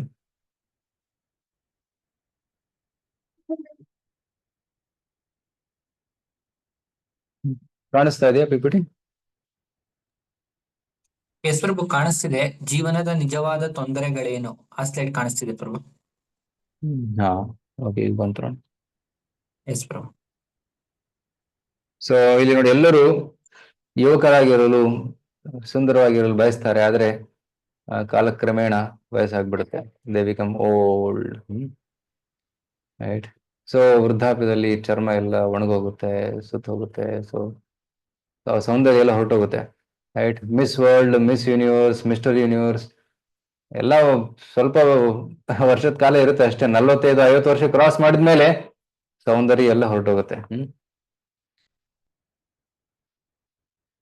ಎಲ್ಲರೂ ಆರೋಗ್ಯವಂತರಾಗಿರಲು ಬಯಸ್ತಾರೆ, ಆದ್ರೆ ರೋಗಗಳು ಬರ್ತವೆ, ಭಯಂಕರ ರೋಗಗಳು. ಈಗಂತೂ ನೋಡಿ, ಕೊರೋನಾ ಮತ್ತೆ ಅಂತ ಭಯಂಕರ ಹೊಸ ಹೊಸ ರೋಗಗಳು ಬರ್ತಾ ಇದಾವೆ. ಮತ್ತೆ ಸಾವು. ರೈಟ್. ರೋಗ, ಇಲ್ಲಿ ನೋಡಿ, ರೋಗ, ಹಸಿವು, ಅಂತಿಮವಾಗಿ ಸಾವು. ಸೊ ಜನನ, ವೃದ್ಧಾಪ್ಯ, ರೋಗ ಮತ್ತೆ ಸಾವು, ಈ 4 ಮುಖ್ಯವಾದ ತೊಂದರೆಗಳು. ಸೊ ಕೃಷ್ಣ 13ನೇ ಅಧ್ಯಾಯದಲ್ಲಿ ಹೇಳ್ತಾನೆ, ಜನನ, ಸಾವು, ವೃದ್ಧಾಪ್ಯ ಮತ್ತು ರೋಗ. ರೈಟ್. ಸೊ ನಿಜವಾದ ಸಮಸ್ಯೆಗಳನ್ನು ಗ್ರಹಿಸಬಲ್ಲವನು ಜ್ಞಾನದಲ್ಲಿದ್ದಾನೆ. ಜನ್ಮ, ಮೃತ್ಯು, ಜರ, ವ್ಯಾಧಿ, ದುಃಖ, ದೋಷಾನುದರ್ಶನಂ. ಯಾರು ಈ 4 ನಿಜವಾದ ಸಮಸ್ಯೆಗಳಂತ ನೋಡ್ತಾನೋ ಅವನೇ ಜ್ಞಾನದಲ್ಲಿದ್ದಾನೆ. ಯಾಕಂದ್ರೆ ಅವನು ಈ ಸಮಸ್ಯೆಗಳಿಗೆ ಪರಿಹಾರವನ್ನ ಹುಡುಕಬಹುದು. Correct. he can find solution to these problems. ಅಲ್ಲದೆ ನಾವು ನಮ್ಮ ಜೀವನವನ್ನು ವಿಶ್ಲೇಷಿಸಿದರೆ ನಾವು ನಿರಂತರವಾಗಿ ಕಷ್ಟದಲ್ಲಿದ್ದೇವೆ. ರೈಟ್. ಈಗ ನೋಡಿ, 4 ತೊಂದರೆ ಆಯ್ತು, ಜನ್ಮ, ಮೃತ್ಯು, ಜರ, ವ್ಯಾಧಿ. ಅದಲ್ಲದೆ 4 ಇನ್ನಿಷ್ಟು ತೊಂದರೆಗಳು ಬರ್ತಾವೆ. ಏನು? ಆಧ್ಯಾತ್ಮಿಕ ಕ್ಲೇಶ ಅಂತ ಕರೀತಾರೆ. ಆಧ್ಯಾತ್ಮಿಕ ಕ್ಲೇಶ ಅಂದ್ರೆ ನಮ್ಮ ದೇಹ ಮತ್ತೆ ಮನಸ್ಸಿನಲ್ಲಿ ಹುಟ್ಟುವಂತ ಕಾಯಿಲೆಗಳು. ಉದಾಹರಣೆಗೆ ಹಾರ್ಟ್ ಅಟ್ಯಾಕ್, ಸೂಸೈಡ್ಸ್. ಈಗ ಸೂಸೈಡ್ ರೇಟ್ ಕೂಡ ಹೆಚ್ಚಾಗ್ತಾ ಇದೆ. ರೈಟ್. ಸೊ ಟೀನೇಜರ್ಸ್, 13 ವರ್ಷದಿಂದ 19ನೇ ವರ್ಷದ ಯುವಕರು ಕಳೆದ 25 ವರ್ಷದಲ್ಲಿ 3 ಪಟ್ಟು ಸೂಸೈಡ್ ಹೆಚ್ಚಾಗಿದೆ. IIT, IIM ಮತ್ತೆ ದೊಡ್ಡ ದೊಡ್ಡ ಯೂನಿವರ್ಸಿಟೀಸ್ ಅಲ್ಲಿ ಕೂಡ ಸೂಸೈಡ್ ಮಾಡ್ಕೊಂತ ಇದ್ದಾರೆ ಯುವಕರು, ನಮ್ಮ ಯುವಕರು, ಭಾರತದ ಯುವ ಜನರು. ಸ್ಟ್ರೆಸ್ ಹೆಚ್ಚಾಗ್ತಾ ಇದೆ. ಸೊ ಅದು ಆತ್ಮಿಕ ಕ್ಲೇಶ. ಆತ್ಮ ಅಂದ್ರೆ ದೇಹ ಮತ್ತೆ ಮನಸ್ಸು. ಇನ್ನೊಂದು ಅದು ಭೌತಿಕ ಕ್ಲೇಶ. ಇಲ್ಲಿ ನೋಡಿ, ಕ್ರಿಮಿ ಕೀಟಗಳಿಂದ ಆಗುವ ತೊಂದರೆಗಳು, ತಗಣಿ ಅಥವಾ ಟೆರರಿಸ್ಟ್, ಕಳ್ಳರು, ಇವರಿಂದ ಆಗುವ ತೊಂದರೆಗಳೆಲ್ಲ ಭೌತಿಕ. ಭೂತ ಅಂದ್ರೆ ಅನ್ಯ ಜೀವಿಗಳು. ಅನ್ಯ ಜೀವಿಗಳಿಂದ ಆಗುವ ತೊಂದರೆಗಳಿಗೆ ಭೌತಿಕ ಅಂತ ಕರೀತಾರೆ. ನಂತರ ದೈವಿಕ, ನೈಸರ್ಗಿಕ ವಿಪತ್ತುಗಳಿಂದ ಆಗುವ ದುಃಖಗಳು, ಶೀತ, ವಾತ, ವರ್ಷ, ತಾಪ, ಹಿಮ, ಚಂಡಮಾರುತಗಳು, ಭೂಕಂಪಗಳು, ಸುನಾಮಿಗಳು ಇತ್ಯಾದಿ. ಇವೆಲ್ಲ ದೈವ ಅಂದ್ರೆ ಪ್ರಕೃತಿ. ಸೊ ಪ್ರಕೃತಿಯಿಂದ ಆಗುವ ತೊಂದರೆಗಳು. ಇಲ್ಲಿ ನೋಡಿ, ಪ್ರವಾಹದಿಂದ ಎಲ್ಲ ಮುಳುಗೋಗಿದೆ. ಬರಗಾಲ, ರೈಟ್, ನೀರು ಸಿಗೋದಿಲ್ಲ, ನೀರಿಂದ ಎಷ್ಟೋ ಪ್ರಾಣಿಗಳು ಸತ್ತೋಗ್ತವೆ. ರೈಟ್. ಭೂಕಂಪಗಳು, ಇತ್ತೀಚೆಗೆ ಭೂಕಂಪಗಳು ಆಯ್ತಲ್ಲ ಮೊರಕ್ಕೋ ಮತ್ತೆ ಇತರ ದೇಶಗಳಲ್ಲಿ. ರೈಟ್. ಭೂಕುಸಿತದಿಂದ ಎಷ್ಟು ದೊಡ್ಡ ದೊಡ್ಡ ಬಿಲ್ಡಿಂಗ್ಗಳು ಬಿದ್ದೋಗುತ್ತೆ, ರೋಡ್ ಬಿದ್ದೋಗುತ್ತೆ. ಚಂಡಮಾರುತಗಳು, ಸುನಾಮಿ, ಜ್ವಾಲಾಮುಖಿ, ಈ ರೀತಿ ಹಲವಾರು ತೊಂದರೆಗಳು. ಇತ್ತೀಚೆಗೆ ಅಮೆರಿಕಾದಲ್ಲಿ ಕಾಡು ಬೆಂಕಿ, ದಾವಾಗ್ನಿ, ಎಷ್ಟೋ ಎಕರೆ ಜಮೀನನ್ನು ಸಾವಿರಾರು ಎಕರೆ ಜಮೀನನ್ನು ಸುಟ್ಟೋಯ್ತು. ಮತ್ತೆ ಎಷ್ಟೋ $ಬಿಲಿಯನ್ ನಷ್ಟವಾಯ್ತು. ರೈಟ್. ಅಷ್ಟು ದುಡ್ಡು, ಅಷ್ಟು ಆರ್ಥಿಕ ವ್ಯವಸ್ಥೆ ನಷ್ಟವಾಯ್ತು. ಸೊ ಇವೆಲ್ಲ ಪ್ರಕೃತಿಯ ವಿಪತ್ತುಗಳು. ಸೊ ಈ ಆಧ್ಯಾತ್ಮಿಕ, ಅಧಿಭೌತಿಕ, ದೈವಿಕ ಕ್ಲೇಶಗಳಿಂದ ಕೂಡ ನಾವು ಬಳಲುತ್ತಿದ್ದೇವೆ. ಎಷ್ಟೇ ತಂತ್ರಜ್ಞಾನ ಹೆಚ್ಚಾದ್ರೂ ಕೂಡ, ವೈದ್ಯಕೀಯ ವಿಜ್ಞಾನದಲ್ಲಿ ಮುಂದುವರೆದ್ರೂ ಕೂಡ ಹೊಸ ಹೊಸ ರೋಗಗಳು ಬರ್ತಾ ಇದ್ದಾವೆ, ತೊಂದರೆಗಳು ಹೆಚ್ಚಾಗ್ತಾ ಇದ್ದಾವೆ. ಎಷ್ಟೇ ಜಿಮ್ಮಿಗೆ ಹೋಗಿ ಅವನು ಎಕ್ಸರ್ಸೈಸ್ ಮಾಡಿದ್ರು ಕೂಡ ಒಂದು ದಿನ ಅವನು ತನ್ನ ಶಕ್ತಿಯನ್ನು ಕಳ್ಕೊಂತಾನೆ, ರೋಗಗ್ರಸ್ತನಾಗ್ತಾನೆ, ವೀಕ್ ಆಗ್ತಾನೆ. ರೈಟ್. ನಾನು ಶ್ರೇಷ್ಠ ಅಂತ ಅನ್ಕೊಂತಾನೆ, ಬಟ್ ಒಂದು ಸಾವು ಬಂದಾಗ ಅವನು ಒಂದು ಕಪ್ ಏನು ಎತ್ತಕ್ಕೂ ಆಗೋದಿಲ್ಲ. ಶರೀರವನ್ನ, ಸುಂದರವಾದ ಗಟ್ಟಿಮುಟ್ಟಾದ ಶರೀರವನ್ನ ಸುಟ್ಬಿಡ್ತಾರೆ ಅಷ್ಟೇ. ಸೊ ಅಂತಹ ಮಹಾನ್ ವ್ಯಕ್ತಿಗಳು ಸಹ ಸಮಸ್ಯೆಗಳಿಂದ ಏಕೆ ಬಳಲುತ್ತಿದ್ದಾರೆ? ವೈಜ್ಞಾನಿಕ ಪ್ರಗತಿಯು ನಮ್ಮ ಎಲ್ಲಾ ತೊಂದರೆಗಳಿಗೆ ಒಂದು ಪೂರ್ಣ ವಿರಾಮ ಹಾಕಬಹುದೇ ಅನ್ನೋದೊಂದು ಪ್ರಶ್ನೆ. ವೈಜ್ಞಾನಿಕ ಪ್ರಗತಿ ಆಗ್ತಾ ಇದೆ, ಒಳ್ಳೆ ಒಳ್ಳೆ advanced hospital, super speciality, multi speciality hospitals ಎಲ್ಲ ಬರ್ತಾ ಇದೆ, ರೈಟ್. ಸೊ ತಮ್ಮಲ್ಲಿ ಹಲವಾರು ಜನ ಮೆಡಿಸಿನ್ ಕೂಡ ಓದ್ತಿರ್ಬೋದು, ಡಾಕ್ಟರ್ ಕೂಡ ಇರ್ಬೋದು. ಸೊ ನೀವು ಯೋಚನೆ ಮಾಡಿ, ಇಷ್ಟು ತಂತ್ರಜ್ಞಾನ ಹೆಚ್ಚಾಗ್ತಿದೆ, ರೋಗಿಗಳಿಗೆ ಒಳ್ಳೆ ಟ್ರೀಟ್ಮೆಂಟ್ ಕೂಡ ಕೊಡ್ತಾ ಇದೀವಿ, ಆದರೆ ರೋಗಿಗಳ ಸಂಖ್ಯೆ ಹೆಚ್ಚಾಗ್ತಾ ಇದೆ, ಕಮ್ಮಿ ಆಗ್ತಾ ಇಲ್ಲ. ಮತ್ತೆ ರೋಗಗಳ ದಾಳಿ ಹೆಚ್ಚಾಗ್ತಾ ಇದೆ, ಹೊಸ ಹೊಸ ರೋಗ, ರೈಟ್. ಮೊದಲು ಕೇಳದೇ ಇರುವಂತಹ ರೋಗಗಳು ಸೃಷ್ಟಿ ಆಗ್ತಾ ಇದ್ದಾವೆ, ಪ್ರಾಣಿಗಳಿಗೆ ಬರುವಂತಹ ರೋಗಗಳು ಮನುಷ್ಯನಿಗೆ ಬರ್ತಾ ಇದ್ದಾವೆ. ಸೊ ವೈದ್ಯಕೀಯ ತಂತ್ರಜ್ಞಾನ ಅಡ್ವಾನ್ಸ್ ಆಗ್ತಾ ಇದೆ, ಅದು ಒಳ್ಳೇದು, ರೈಟ್. ಮೊದಲು ಬಿ ಪಿ ಶುಗರ್ ಚೆಕ್ ಮಾಡೋದಕ್ಕೆ ಎಷ್ಟು ಕಷ್ಟ ಆಗ್ತಾ ಇತ್ತು, ಡಾಕ್ಟರ್ ಹತ್ರ ಹೋಗ್ಬೇಕು, ಏನು ಮಷಿನ್ ಹಾಕ್ತಾರೆ. ಬಟ್ ಈಗ ಸಣ್ಣ ಸಣ್ಣ ಇನ್ಸ್ಟ್ರೂಮೆಂಟ್ ಬಂದ್ಬಿಡುತ್ತೆ, ಕೈ ಟಚ್ ಮಾಡಿದ್ರೆ ಸಾಕು, ಬಿ ಪಿ ಎಷ್ಟು, ಶುಗರ್ ಎಷ್ಟು, ಆಕ್ಸಿಜನ್ ಲೆವೆಲ್ ಎಷ್ಟು ಅಂತ ಹೇಳ್ಬಿಡುತ್ತೆ. ಅದು ಒಳ್ಳೇದು, ಒಳ್ಳೆ ಅಡ್ವಾನ್ಸ್ ಟೆಕ್ನಾಲಜಿ. ಬಟ್ ಇದು ಇಷ್ಟೆಲ್ಲ ಮಾಡಿದ್ರು ಕೂಡ ರೋಗವನ್ನ ನಿರ್ಮೂಲನೆ ಮಾಡಕ್ಕಾಗೋದಿಲ್ಲ, ಸಾವನ್ನ ತಡೆಗಟ್ಟಕ್ಕೆ ಆಗೋದಿಲ್ಲ, ರೈಟ್. ಸೊ ಇವನ್ ಡಾಕ್ಟರ್ಸ್ ಕೈಲೂ ಕೂಡ ಸಾವನ್ನ ತಡೆಗಟ್ಟಕ್ಕಾಗಲ್ಲ. ಸಾವನ್ನ ಸ್ವಲ್ಪ ಮುಂದೂಡಬಹುದು, ಆದ್ರೆ ತಡೆಗಟ್ಟಲು ಸಾಧ್ಯವಿಲ್ಲ. ದೇಹದಲ್ಲಿ ನೋವು ಉಂಟಾದಾಗ ಪೇನ್ ಕಿಲ್ಲರ್ಸ್ ಕೊಟ್ಟು ನೋವನ್ನು ನಿವಾರಣೆ ಮಾಡಬಹುದು, ಆದ್ರೆ ರೋಗವನ್ನ ನಿವಾರಣೆ ಮಾಡಕ್ಕಾಗೋದಿಲ್ಲ, ರೈಟ್. ನಿದ್ದೆ ಬರ್ತಾ ಇಲ್ಲ ಅಂದ್ರೆ ಟ್ರಾಂಕ್ಯುಲೈಸರ್, ಆಂಟಿ ಡಿಪ್ರೆಸೆಂಟ್ಸ್ ತಗೋಬಹುದು, right. Right. So problem solve ಮಾಡಕ್ಕಾಗಲ್ಲ. ಜನರು ನಡೆಯೋದು ತೊಂದರೆ ಅಂತ ಕಾರ್ ಇನ್ವೆಂಟ್ ಮಾಡ್ತಾರೆ, ಆದ್ರೆ ಕಾರ್ ಆಕ್ಸಿಡೆಂಟ್ ಆಗ್ತದೆ, ರೈಟ್. ಸೊ ಎಷ್ಟು ಜನ ಸಾಯ್ತಾರೆ ಕಾರ್ ಆಕ್ಸಿಡೆಂಟ್ಸ್ ಅಲ್ಲಿ, ರೈಟ್. ಟ್ರೈನ್ ಗತಿ ಇದು, right. Over crowded, over loaded, confirm ticket ಸಿಗೋದಿಲ್ಲ, ರೈಟ್. ಒಬ್ಬ ವಿಜ್ಞಾನಿ ಹೇಳಿದನು, ಈಗ ಮನುಷ್ಯ ಆಕಾಶದಲ್ಲಿ ಹಕ್ಕಿಯಂತೆ ಹಾರಬಹುದು ಮತ್ತು ನೀರೊಳಗೆ ಮೀನಿನಂತೆ ಈಜುವ ಜಲಾಂತರ್ಗಾಮಿ ನೌಕೆ ಮಾಡಬಹುದು, ಸಬ್ಮರೀನ್ಸ್. ಒಂದು ಸಮಸ್ಯೆ ಅಂದರೆ ಅವನು ಭೂಮಿಯ ಮೇಲೆ ಮಾಲಿನ್ಯದ ಕಾರಣ ಮನುಷ್ಯನಂತೆ ನಡೆಯಲು ಸಾಧ್ಯವಿಲ್ಲ, is not able to walk like a human being. ಯಾಕಂದ್ರೆ ಪ್ರದೂಷಣದ ಕಾರಣದಿಂದ ನೋಡಿ, ನಮ್ಮ ಭಾರತದಲ್ಲೂ ಕೂಡ ನದಿಗಳು ಎಷ್ಟು ಪ್ರದೂಷಿತವಾಗ್ತದೆ. Delhi, right, most polluted air, ಅಲ್ಲಿ ಗಾಳಿ ಎಷ್ಟು ಪ್ರದೂಷಿತವಾಗಿದೆ, ರೈಟ್. ಅಲ್ಲಿ ಉಸಿರಾಡಕ್ಕಾಗಲ್ಲ, ಉಸಿರಾಡಿದ್ರೆ ಎಷ್ಟು ಏನಂತಾರೆ, carbon dioxide, carbon monoxide, right, ಈ ಕೆಟ್ಟ ಗ್ಯಾಸ್ಗಳೆಲ್ಲ ಉಸಿರಾಡ್ತಾರೆ. ಇಲ್ಲಿ ನೋಡಿ ಎಷ್ಟು ಕಾರ್ ಓಡಿಸ್ತಾರೆ ಜನ, 6 ಮಿಲಿಯನ್ ಟೈರ್ಗಳ ಪರ್ವತ ನೋಡಿ ಹೇಗಿದೆ. ಸೊ ನಾವು ಕೊಟ್ಟಿರುವಂತಹ ಗಿಫ್ಟ್ ನೋಡಿ, ಪ್ರಕೃತಿ ಕೊಟ್ಟಿರುವಂತಹ ಗಿಫ್ಟ್ ಹೇಗಿದೆ, ಎಷ್ಟು ಪ್ರದೂಷಣ. ಮತ್ತೆ ಕೆಲವರು ಬಾಂಬ್ಸ್ ಇನ್ವೆಂಟ್ ಮಾಡ್ತಾರೆ, ಬಾಂಬ್ ನಿಂದ ಜೀವನ ನಷ್ಟವಾಗುತ್ತೆ, ಜೀವನವನ್ನು ಸೃಷ್ಟಿಸಲು ಸಾಧ್ಯವಿಲ್ಲ. ಸೊ ಈಗ ನ್ಯೂಕ್ಲಿಯರ್ ಬಾಂಬ್ಸ್ ಬಂದ್ಬಿಟ್ಟಿದೆ, ನ್ಯೂಕ್ಲಿಯರ್ ಬಾಂಬ್ಸ್, ಎಲ್ಲರ ಹತ್ರ ನ್ಯೂಕ್ಲಿಯರ್ ಬಾಂಬ್ಸ್ ಇದೆ, ಒಂದು ಜಗಳ ಸ್ಟಾರ್ಟ್ ಆದ್ರೆ ಎಲ್ಲರೂ ರೆಡಿ ಇದ್ದಾರೆ ಯುದ್ಧ, ನ್ಯೂಕ್ಲಿಯರ್ ಬಾಂಬ್ ಯುದ್ಧ ಮಾಡೋದಕ್ಕೆ, ರೈಟ್. ಸೊ ವಿಜ್ಞಾನದಿಂದ ಸ್ವಲ್ಪ stop gap solution, patch up solution ಸಿಗ್ಬೋದು, ಆದ್ರೆ ಪರ್ಮನೆಂಟ್ ಸೊಲ್ಯೂಷನ್, ಶಾಶ್ವತವಾದ ಪರಿಹಾರ ಸಿಗ್ಲಿಕ್ಕಿಲ್ಲ. ತಾತ್ಕಾಲಿಕ ಒಂದು ಸೊಲ್ಯೂಷನ್ ಸಿಗುತ್ತೆ ನೋಡಿ. ವೃದ್ಧಾಪ್ಯ, ಬಿಳಿ ಕೂದಲು, ಗೋದರೇಜ್ ಹೇರ್ ಡೈ ತಗೊಂಡು ಎತ್ಕೊಂಡ್ರೆ ಕೂದಲು ಕಪ್ಪಾಗುತ್ತೆ, ಮುಖದ ಮೇಲೆ ಸುಕ್ಕುಗಳು ಬರ್ತವೆ, ಪ್ಲಾಸ್ಟಿಕ್ ಸರ್ಜರಿ ಮಾಡಿ ಫೇಸ್ ಲಿಫ್ಟ್ ಮಾಡ್ತಾರೆ, ಆಗ ಅದೆಲ್ಲ ಹೋಗ್ಬಿಡುತ್ತೆ. ರೋಗ, ಬೆನ್ನು ನೋವು, ಹೊಟ್ಟೆ ನೋವು, ನೋವು ನಿವಾರಕ ಬಳಸಿ, ಪ್ಯಾರಾಸಿಟಮಾಲ್, ಬ್ರೂಫೈನ್ ಕೊಟ್ಬಿಡ್ತಾರೆ, ಆಗ ನೋವು ಹೋಗ್ಬಿಡುತ್ತೆ, ಮತ್ತೆ ಬರುತ್ತೆ. ಉಸಿರಾಟ ಮತ್ತೆ ಸಾವು, ಸೊ ಉಸಿರಾಟದ ತೊಂದರೆ ಇದ್ರೆ ಆಕ್ಸಿಜನ್ ಮಾಸ್ಕ್ ಹಾಕ್ತಾರೆ, ಪೈಪ್ ಹಾಕ್ತಾರೆ ಒಳಗಡೆ. ಸೊ ಈ ರೀತಿ ತೊಂದರೆಗಳು ಇದೆ, ಆದ್ರೆ ಸೊಲ್ಯೂಷನ್, ವಿಜ್ಞಾನ ಕೊಡುವಂತ ಪರಿಹಾರ ಅದು ತಾತ್ಕಾಲಿಕವಾಗಿದೆ, ಪರ್ಮನೆಂಟ್ ಅಲ್ಲ. ಸೊ ಒಬ್ಬ ವ್ಯಕ್ತಿ ಕುದುರೆ ಮೇಲೆ ಹೋಗ್ತಾ ಇದ್ದ, ಒಂದು ಸುಂದರವಾದ ಹುಡುಗಿ ಅವನನ್ನ ನೋಡಿ ಆಕರ್ಷಿತರಾಗ್ತಾಳೆ, ಅವನನ್ನು ಹಿಂಬಾಲಿಸ್ಕೊಂಡು ಬರ್ತಾಳೆ. ಸ್ವಲ್ಪ ಹೊತ್ತಿನ ನಂತರ ಅವನ ನಿಜವಾದ ರೂಪವನ್ನು ನೋಡ್ತಾಳೆ. ಒಳ್ಳೆಯ ರಾಜ್ಕುಮಾರ್ ತರ ಬರ್ತಾ ಇದ್ದ, ಆದ್ರೆ ತನ್ನ ಪೋಷಾಕನ್ನ ತೆಗೆದಾಗ ಅವನು ವಯಸ್ಕನಾಗಿದ್ದ. ಸೊ ಅದೇ ರೀತಿ ಈಗಿನ ಕಾಲದಲ್ಲಿ ಕೂಡ ಜನ ತಮ್ಮ ವಯಸ್ಸನ್ನ ಮುಚ್ಚೋದಕ್ಕೆ ಕಾಸ್ಮೆಟಿಕ್ಸು, ಟೈಟ್ ಟಿ ಶರ್ಟ್ಸು, ಮತ್ತೆ ವಿವಿಧ ವಿವಿಧ ರೀತಿಯಲ್ಲಿ ಅವರು ಡ್ರೆಸ್ ಮಾಡ್ತಾರೆ, ಬಟ್ ಅದನ್ನ ಮುಚ್ಚಕ್ಕೆ ಆಗಲ್ಲ. ಸೊ ಇಲ್ಲಿವರೆಗೂ ನಾವೇನ್ ನೋಡ್ತಾ ಇದೀವಿ, ಭೌತಿಕ ಜಗತ್ತಿನಲ್ಲಿ ಎಷ್ಟು ತೊಂದರೆಗಳಿವೆ ಅಂತ.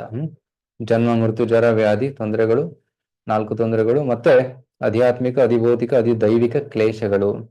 ಅಧಿ ಅಂದ್ರೆ ಉಂಟಾಗುವ, ಆತ್ಮ ಅಂದ್ರೆ ದೇಹ ಮತ್ತೆ ಮನಸ್ಸು. ಆತ್ಮ ಅನ್ನೋ ಪದಕ್ಕೆ ಹಲವಾರು ಅರ್ಥಗಳಿವೆ. ಆತ್ಮ ಅಂದ್ರೆ ದೇಹ ಕೂಡ, ಆತ್ಮ ಅಂದ್ರೆ ಮನಸ್ಸು ಕೂಡ, ಆತ್ಮ ಅಂದ್ರೆ ಆತ್ಮ ಕೂಡ. ರೈಟ್, ಹಲವಾರು ಅರ್ಥಗಳಿವೆ. ಅದ್ರ ಕಾಂಟೆಕ್ಸ್ಚುಲಿ ತಗೋಬೇಕು. ಇಲ್ಲಿ ಆಧ್ಯಾತ್ಮಿಕ ಅಂದ್ರೆ ದೇಹ ಮತ್ತೆ ಮನಸ್ಸಿನಿಂದ ಉಂಟಾಗುವಂತಹ ರೋಗಗಳು. ಅಧಿಭೌತಿಕ ಅಂದ್ರೆ ನಮ್ಮ ಆ ಹತ್ತಿರ ಇರುವ ಜೀವಿಗಳಿಂದ ಉಂಟಾಗುವ ನೋವುಗಳು. ನಂತರ ಅಧಿದೈವಿಕ ಅಂದ್ರೆ ಪ್ರಕೃತಿಯಿಂದ ಉಂಟಾಗುವಂತ ನೋವುಗಳು. ವಿಜ್ಞಾನವು ಈ ತೊಂದರೆಗಳನ್ನ ತಡೆಯೋದಿಕ್ಕೆ ಸಾಧ್ಯವಿಲ್ಲ. ಪ್ಯಾಚಪ್ ಸೊಲ್ಯೂಷನ್ ಕೊಡಬಹುದು, ತಾತ್ಕಾಲಿಕ ಒಂದು ಪರಿಹಾರವನ್ನು ಕೊಡಬಹುದು, ಆದರೆ ಶಾಶ್ವತ ಪರಿಹಾರ ಕೊಡಲು ಸಾಧ್ಯವಿಲ್ಲ. ಯಾಕಂದ್ರೆ ನಮ್ಮ ಅವಸ್ಥೆ ಹೇಗಿದೆ, ನೀರಿನಿಂದ ಹೊರಬಿದ್ದಿರುವ ಮೀನಿನಂತೆ ನಮ್ಮ ಅವಸ್ಥೆ ಆಗಿದೆ. ಈ ನೋಡಿ, ಮೀನನ್ನ ನೀರಿನಿಂದ ಹೊರಗಡೆ ತೆಗೆದು ಒಂದು ಒಳ್ಳೆ ಸೋಫಾ ಮೇಲಿಟ್ಟು ಅದಕ್ಕೆ ಇಂಟರ್ನೆಟ್ ಕೊಡ್ತಾ ಇದ್ದಾರೆ, ಸ್ಯಾಂಡ್ವಿಚ್ ಕೊಡ್ತಾ ಇದ್ದಾರೆ, ಅದಕ್ಕೆ ದುಡ್ಡು ಕೊಡ್ತಾ ಇದ್ದಾರೆ, ಸಿಗರೆಟ್ ಕೊಡ್ತಾ ಇದ್ದಾರೆ. ಇಷ್ಟೆಲ್ಲ ಸಿಕ್ಕರೂ ಕೂಡ ಅದು ಸುಖವಾಗಿರಲು ಸಾಧ್ಯವಿಲ್ಲ. ಫಿಲ್ಫರ್ ಮ್ಯಾಗಝಿನ್ನು, ಬೇಸ್ಬಾಲು ಇದೆಲ್ಲ ಆಟ ಆಡಕ್ಕೆ ಕೊಡ್ತಾ ಇದ್ದಾರೆ. ಎಷ್ಟೇ ಸೌಲಭ್ಯಗಳನ್ನು ಕೊಟ್ಟರು ಕೂಡ ಅದು ಸುಖವಾಗಿರಲು ಸಾಧ್ಯವಿಲ್ಲ. ಅದಕ್ಕೆ ಏನು ಬೇಕು? ಅದಕ್ಕೆ ಮೂಲಭೂತವಾಗಿ ನೀರು ಬೇಕು. ಅದೇ ರೀತಿ ನಾವು ಕೂಡ ಭಗವಂತನನ್ನ ಮರೆತು ಈ ಭೂಮಿಗೆ ಬಂದಿದ್ದೇವೆ. ಭಗವಂತನನ್ನ ಮರೆತ ಕಾರಣ ನಾವು ಸುಖವಾಗಿರಲು ಸಾಧ್ಯವಿಲ್ಲ. ಈ ಭೂಮಿಯಲ್ಲಿ ಬಂದು ಎಷ್ಟು ಇಂದ್ರ ತೃಪ್ತಿ ಮಾಡಕ್ಕೆ ಪ್ರಯತ್ನ ಪಡ್ತಾ ಇದ್ದೇವೆ. ಎಷ್ಟೇ ಪ್ರಯತ್ನ ಪಟ್ಟರು ನಾವು ನಿಜವಾದ ಸುಖವನ್ನ ಅನುಭವಿಸಲು ಸಾಧ್ಯವಿಲ್ಲ. ನಾವು ನಿಜವಾದ ಸುಖವನ್ನು ಯಾವಾಗ ಅನುಭವಿಸಬಹುದು? ಯಾವಾಗ ನಾವು ಭಗವಂತನ ಸೇವೆಯಲ್ಲಿ ತೊಡಗ್ತೀವಿ, ಆವಾಗ ನಾವು ನಿಜವಾದ ಸುಖವನ್ನ ಅನುಭವಿಸಬಹುದು. ಓಕೆ, ಹೇಗೆ ಮೀನನ್ನ ನೀರಲ್ಲಿ ವಾಪಸ್ ಬಿಟ್ರೆ ಅದು ಸುಖವಾಗಿರುತ್ತೆ, ಅದೇ ರೀತಿ ನಾವು ಕೂಡ ಮತ್ತೆ ಭಗವಂತನನ್ನ ಸೇರಿದಾಗ ನಾವು ಸುಖವಾಗಿರ್ತೀವಿ. ಸೊ ಬುದ್ಧಿವಂತ ಜನರಿದ್ದಾರೆ, ಮೂರ್ಖರಿದ್ದಾರೆ. ಬುದ್ಧಿವಂತರು ದೇವರನ್ನ ನಂಬುತ್ತಾರೆ, ಮೂರ್ಖರು ನಂಬೋದಿಲ್ಲ. ಬುದ್ಧಿವಂತರು ದೇವರ ನಿಯಮಗಳ ಪ್ರಕಾರ ಜೀವನವನ್ನು ನಡೆಸುತ್ತಾರೆ, ಆದರೆ ಮೂರ್ಖರು ಕುಡಿಯಿರಿ, ತಿನ್ನಿರಿ, ಸಂತೋಷವಾಗಿರಿ, ಈ ಡ್ರಿಂಕ್ ಅಂಡ್ ಬಿ ಮೆರಿ ಅಂತಾರೆ. ಈ ಪ್ರಪಂಚದ ತಾತ್ಕಾಲಿಕ ಸ್ವರೂಪವನ್ನು ಬುದ್ಧಿವಂತರು ನೆನಪಿಸುತ್ತಾರೆ, ಆದರೆ ಮೂರ್ಖರು ಈ ಪ್ರಪಂಚ ತಾತ್ಕಾಲಿಕ, ಇದನ್ನ ಮರೆತು ಬಿಟ್ಟು, ಈ ತತ್ವವನ್ನು ಮರೆತು ಬಿಟ್ಟು ಕೇವಲ ಆನಂದದಲ್ಲಿ ತೊಡಗುತ್ತಾರೆ, ಭೌತಿಕ ಆನಂದದಲ್ಲಿ. ಆ ಭೌತಿಕ ಆನಂದಕ್ಕೂ ಕೂಡ ಕ್ಷಣಿಕ, ಅಂತಹ ಕ್ಷಣಿಕವಾದ ಸುಖವನ್ನ ಭೋಗಿಸ್ತಾರೆ. ಬುದ್ಧಿವಂತರು ಅಂತಿಮವಾಗಿ ದೇವರನ್ನು ಸಾಧಿಸಲು ತತ್ವಗಳ ನಿಯಂತ್ರಿತ ಜೀವನವನ್ನು ಅನುಸರಿಸುತ್ತಾರೆ, ರೆಗ್ಯುಲೇಟೆಡ್ ಲೈಫ್ ಲೀಡ್ ಮಾಡ್ತಾರೆ, ನಿಯಮಗಳನ್ನು ಪಾಲನೆ ಮಾಡ್ತಾರೆ. ಆದರೆ ಮೂರ್ಖರು ಇತರರಿಗೆ ಅಸೂಯೆ ಪಡ್ತಾರೆ, ಅನಿಯಂತ್ರಿತ ಜೀವನವನ್ನು ನಡೆಸ್ತಾರೆ. ಆದ ಕಾರಣದಿಂದ ನರಕಕ್ಕೆ ಹೋಗ್ತಾರೆ.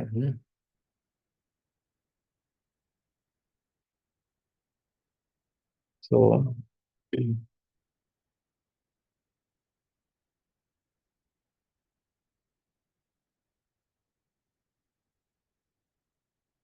ಓಕೆ,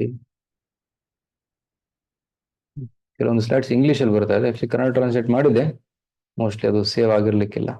ಎನಿವೇಸ್ ಅದನ್ನ ತೋರಿಸ್ತೀನಿ. ಸೊ ಜನ ಏನ್ ಯೋಚನೆ ಮಾಡ್ತಾ ಇದ್ದಾರೆ ಈಗ, ನಾನು ಈ ಜಗತ್ತಿನ ನಿಯಂತ್ರಕ, ನಾನು ಈ ಜಗತ್ತನ್ನ ಕಂಟ್ರೋಲ್ ಮಾಡಬೇಕು, ನಿಯಂತ್ರಣ ಮಾಡಬೇಕು ಅಂತ ಅವರು ಬಯಸ್ತಾರೆ. ಬಟ್ ಆಕ್ಚುಲಿ ನಾವು ನಿಯಂತ್ರಣ ಮಾಡೋದಕ್ಕೆ ಆಗೋದಿಲ್ಲ. ನಾವು ಕೂಡ ಕ್ಷಣಿಕ. ನಮ್ಮ ಜೀವನ ಒಂದು ಪ್ರಯಾಣದಂತೆ. ಒಂದು ಟ್ರೈನ್ ಅಲ್ಲಿ ಒಂದು 10 ಜನ ಕೂತ್ಕೊಂಡು ಪ್ರಯಾಣ ಮಾಡ್ತಾ ಇದ್ದಾರೆ. ಒಂದು ಸ್ಟೇಷನ್ ಬಂದಾಗ ಒಬ್ಬ ಇಳಿತಾನೆ, ಇನ್ನೊಂದು ಸ್ಟೇಷನ್ ಬಂದಾಗ ಇನ್ನೊಬ್ಬ ಇಳಿತಾನೆ, ಮತ್ತೊಂದು ಸ್ಟೇಷನ್ ಬಂದಾಗ ಇನ್ನೊಬ್ರು ಇಳಿತಾರೆ, ಎಲ್ಲರೂ ಇಳ್ಕೊಂಡ್ಬಿಡ್ತಾರೆ. ಆದ್ರೆ ನಾನು ಎಂದು ಇಳಿಯೋದಿಲ್ಲ ಅಂತ ಇವನ ಒಂದು ನಂಬಿಕೆ. ಅದು ಹೇಗೆ? ಮೂರ್ಖನ ತರ. ರೈಟ್, ಒಂದು ಕಸಾಯಿಖಾನೆ ಮುಂದೆ ಒಂದು ಆಡನ್ನ ಕಟ್ಟಿದ್ರು. ಅದು ಯೋಚನೆ ಮಾಡ್ತಾ ಇದೆ, ಎಂತ ಒಳ್ಳೆ ದಿನ, ಒಳ್ಳೆ ಹಸಿರು ಹುಲ್ಲು ತಿನ್ನಕ್ ಸಿಗ್ತಾ ಇದೆ. ಆದ್ರೆ ಅದು ಮೂರ್ಖ. ಅದಕ್ಕೆ ಗೊತ್ತಿಲ್ಲ ಕೆಲವೇ ಕ್ಷಣಗಳಲ್ಲಿ ಅದನ್ನು ಕೂಡ ಕಟ್ ಮಾಡ್ತಾರೆ ಅಂತ. ಸೊ ನಾವು ಈ ತೊಂದರೆಗಳನ್ನ ಅನುಭವಿಸ್ತಾ ಇದ್ದೀವಿ. ಆಧ್ಯಾತ್ಮಿಕ, ಅಧಿಭೌತಿಕ, ಅಧಿದೈವಿಕ ಕ್ಲೇಶ, ಜನ್ಮ, ಮೃತ್ಯು, ಜರ, ವ್ಯಾಧಿ ಕ್ಲೇಶಗಳು. ಯಾಕೆ? ನಾವು ಭಗವಂತನ ನಿಯಮಗಳನ್ನ ಮರೆತು ಈ ಭೂಮಿಗೆ ಬಂದ ಕಾರಣ. ಈ ಮೃತ್ಯುವಿನ ನಂತರ ನಾವು ಎಲ್ಲಿಗೆ ಹೋಗ್ತೇವೆ ಅದು ನೋಡೋಣ. ಸೊ ಶ್ರೀಕೃಷ್ಣ ಭಗವದ್ಗೀತೆಯಲ್ಲಿ ಹೇಳ್ತಾನೆ, ಮೃತ್ಯುವಿನ ನಂತರ ನಾವು ನಮ್ಮ ಕರ್ಮದ ಅನುಸಾರ ಹುಟ್ಟಿ ಬರ್ತೇವೆ. ಆದ್ರೆ ಯಾರು ಭಗವಂತನ ಸೇವೆಯಲ್ಲಿ ನಿರತವಾಗಿರ್ತಾರೆ, ಅವರು ಮತ್ತೆ ಹುಟ್ಟಿ ಬರೋದಿಲ್ಲ, ಅವರು ಆಧ್ಯಾತ್ಮಿಕ ಲೋಕಕ್ಕೆ ಹೋಗ್ತಾರೆ. ಸೊ ಕೃಷ್ಣ ಈ ಶ್ಲೋಕದಲ್ಲಿ ಹೇಳ್ತಾನೆ, ಮಾಮುಪೇತ್ಯ ಪುನರ್ಜನ್ಮ ದುಃಖಾಲಯಂ ಅಶಾಶ್ವತಂ ನಾಪ್ನುವಂತಿ ಮಹಾತ್ಮಾನಃ ಸಂಸಿದ್ಧಿಂ ಪರಮಾಂ ಗತಃ. ಕೃಷ್ಣ ಹೇಳ್ತಾನೆ, ಇಲ್ಲಿ ನೋಡಿ ಕೈ ತೋರಿಸ್ತಾ ಇದ್ದಾನೆ ಕೃಷ್ಣ, ಅರ್ಜುನ ನೋಡು ಈ ಜಗತ್ತು, ಆ ನೀನಿರುವುದು ಭೌತಿಕ ಜಗತ್ತು, ಅಲ್ಲಿ ಇದೆ ಆಧ್ಯಾತ್ಮಿಕ ಜಗತ್ತು. ಯಾರು ಈ ಭೌತಿಕ ಜಗತ್ತನ್ನ ಬಿಟ್ಟು ಆಧ್ಯಾತ್ಮಿಕ ಜಗತ್ತಿಗೆ ಹೋಗ್ತಾರೋ ಅವರು ಮತ್ತೆ ಹುಟ್ಟಿ ಬರೋದಿಲ್ಲ. ಈ ಭೌತಿಕ ಜಗತ್ತು ದುಃಖಾಲಯ, ರೈಟ್? ಈ ಶಬ್ದ ಪ್ರಯೋಗ ನೋಡಿ ಹೇಗಿದೆ, ದುಃಖಾಲಯ ಅಂತಾನೆ ಕೃಷ್ಣ. ದುಃಖಾಲಯ ಅಶಾಶ್ವತ. ದುಃಖಾಲಯ ಅಂದ್ರೆ ದುಃಖದಿಂದ ತುಂಬಿದ ಜಗತ್ತಿದು. ಅಶಾಶ್ವತ ಅಂದ್ರೆ ಅಶಾಶ್ವತವಾದದ್ದು, ಇವತ್ತಿದೆ ನಾಳೆ ಇರೋದಿಲ್ಲ. ಇಲ್ಲಿ ಭೌತಿಕ ಜಗತ್ತಿನಲ್ಲಿರುವ ಸಂಬಂಧಗಳು ಇವತ್ತಿರುತ್ತೆ ನಾಳೆ ಇರೋದಿಲ್ಲ, ರೈಟ್? ಸುಖ ಈಗಿರುತ್ತೆ ನಾಳೆ ಇರೋದಿಲ್ಲ. ಸೊ ಎಲ್ಲೂ ಮನೆ ಕಟ್ತೀವಿ, 100 ವರ್ಷ ಆದ್ಮೇಲೆ ಬಿದ್ದೋಗುತ್ತೆ. ಸೊ ಎಲ್ಲ ಅಶಾಶ್ವತ. ಒಂದು ಮೊಬೈಲ್ ಖರೀದಿ ಮಾಡ್ತೀವಿ, 4 ವರ್ಷದ ನಂತರ ಅದು ಹಾಳಾಗುತ್ತೆ. ಸೊ ಎಲ್ಲವೂ ಅಶಾಶ್ವತವಾದಂಥದ್ದು ಈ ಜಗತ್ತಿನ. ನಮ್ಮ ದೇಹ ಕೂಡ ಅಶಾಶ್ವತ. ಹುಟ್ಟು ದಿನ ಸಾವಿನ ದಿನ, ಹುಟ್ಟು ಸಾವು ಖಚಿತ. ಸೊ ಈ ಅಶಾಶ್ವತವಾದ ಜಗತ್ತಿನಲ್ಲಿ ನಾವು ಸುಖವನ್ನು ಹುಡ್ಕೋದಿಕ್ಕೆ ಪ್ರಯತ್ನ ಪಡ್ತಾ ಇದ್ದೇವೆ, ಅದು ತಪ್ಪು, ರೈಟ್? ಸೊ ಪ್ರಥಮ ದಿನ ಹೇಳಿದಂತ ಉದಾಹರಣೆ ಮತ್ತೆ ನೋಡಿ, ರೈಟ್? ಪಿಂಜರದಲ್ಲಿ ಇರುವ ಗಿಳಿ ಸತ್ತು ಹೋಗಿದೆ. ಯಾಕೆ ಸತ್ತು ಹೋಗಿದೆ? ಅದಕ್ಕೆ ಹಣ್ಣು ಕೊಡ್ತಾ ಇಲ್ಲ, ಊಟ ಕೊಡ್ತಾ ಇಲ್ಲ, ಆದ ಕಾರಣ ಅದು ಸತ್ತು ಹೋಗಿದೆ. ಕೇವಲ ಪಿಂಜರವನ್ನ ನೋಡ್ಕೊಂತಿದ್ದಾಳೆ ಈ ಸ್ತ್ರೀ, ಆದರೆ ಆ ಒಂದು ಗಿಳಿಗೆ ಆಹಾರ ಕೊಡ್ತಾ ಇಲ್ಲ. ಆ ರೀತಿಯಾಗಿದೆ ನಮ್ಮ ಒಂದು ಪರಿಸ್ಥಿತಿ. ಅದಕ್ಕೆ ಗಿಳಿಗೆ ಆಹಾರ ಕೊಡಬೇಕು, ಆತ್ಮಕ್ಕೆ ಆಹಾರ ಕೊಡಬೇಕು.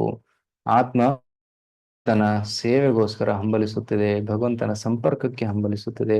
ಸೊ ನಾವು ಆತ್ಮಕ್ಕೆ ಭಗವಂತನ ಸೇವೆಯನ್ನು ಒದಗಿಸಿಕೊಡ್ಬೇಕು. ಅದೇ ಭಗವದ್ಗೀತೆಯ ಮುಖ್ಯ ಸಂದೇಶ.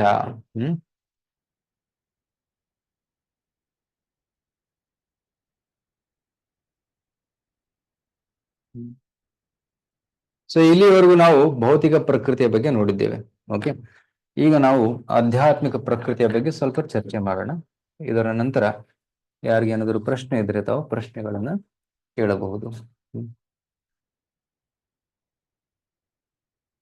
ಸೊ ನೀವು ಯಾರಾದ್ರೂ ತಲೆ ಕೆಳಗಾಗಿರುವ ಬೇರು ಮೇಲೆ ಇರುವಂತಹ ಒಂದು ಗಿಡವನ್ನ ಕಂಡಿದ್ದೀರಾ? ಯಾರಾದ್ರೂ ಕಂಡಿದ್ದೀರಾ? ತಲೆ ಕೆಳಗಿದೆ, ಬೇರು ಮೇಲೆ ಇದೆ. ಯಾವ ಜಾತಿಯ ಗಿಡ ಇದು? ಓಕೆ, ಪ್ರದೀಪ್ ಕುಮಾರ್ ಹೇಳ್ತಾರೆ ಇಲ್ಲ, ವೈಷ್ಣವ್ರು ಹೇಳ್ತಾರೆ ಇಲ್ಲ ಅಂತ, ರೇಣುಕ ಅವರು ಹೇಳ್ತಾರೆ ಇಲ್ಲ ಅಂತ.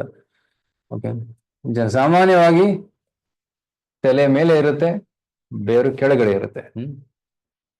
ಆದ್ರೆ ಇಲ್ಲಿ ಕೃಷ್ಣ ಹೇಳ್ತಾನೆ ಊರ್ಧ್ವ ಮೂಲ ಅಧ ಶಾಖ. ಭರತ್ ಅವ್ರು ಹೇಳ್ತಾರೆ ಸಾಧ್ಯನೇ ಇಲ್ಲ ಅಂತ. ಎಂತ ಗಿಡ ಎಲ್ಲೂ ಇಲ್ಲ ಅಂತ ಹೇಳ್ತಾರೆ. ಆದ್ರೆ ಕೃಷ್ಣ ಭಗವದ್ಗೀತೆಯಲ್ಲಿ ಹೇಳ್ತಾ ಇದ್ದಾನೆ ಇಂಥ ಒಂದು ಗಿಡ ಇದೆ ಅಂತ, ಆದ್ರೆ ಎಲ್ಲಿದೆ ಅಂತ ಹೇಳಿಲ್ಲ. ಓಕೆ, ಇವತ್ತು ನಾವು ನೋಡೋಣ. ಯಾರೊಬ್ರು ಸರಿಯಾದ ಉತ್ತರ ಕೊಟ್ಟಿದ್ದಾರೆ. ಪ್ರತಿಬಿಂಬ ಮಾತ್ರ ಹಾಗೆ ಕಾಣುತ್ತೆ. ಓಕೆ, ಪ್ರವೀಣ್ ಕುಮಾರ್ ಅವರು ಹೇಳಿದ್ದಾರೆ. ನಿಸರ್ಗ ಅವರು ಹೇಳ್ತಾ ಇದ್ದಾರೆ ಎಸ್, ಇನ್ ದ ಲೇಕ್, ಒಂದು ಕೆರೆಯಲ್ಲಿ ನೋಡಬಹುದು, ನೀರಿನ ಪ್ರತಿಬಿಂಬದಲ್ಲಿ ನೋಡಬಹುದು. ಕರೆಕ್ಟ್.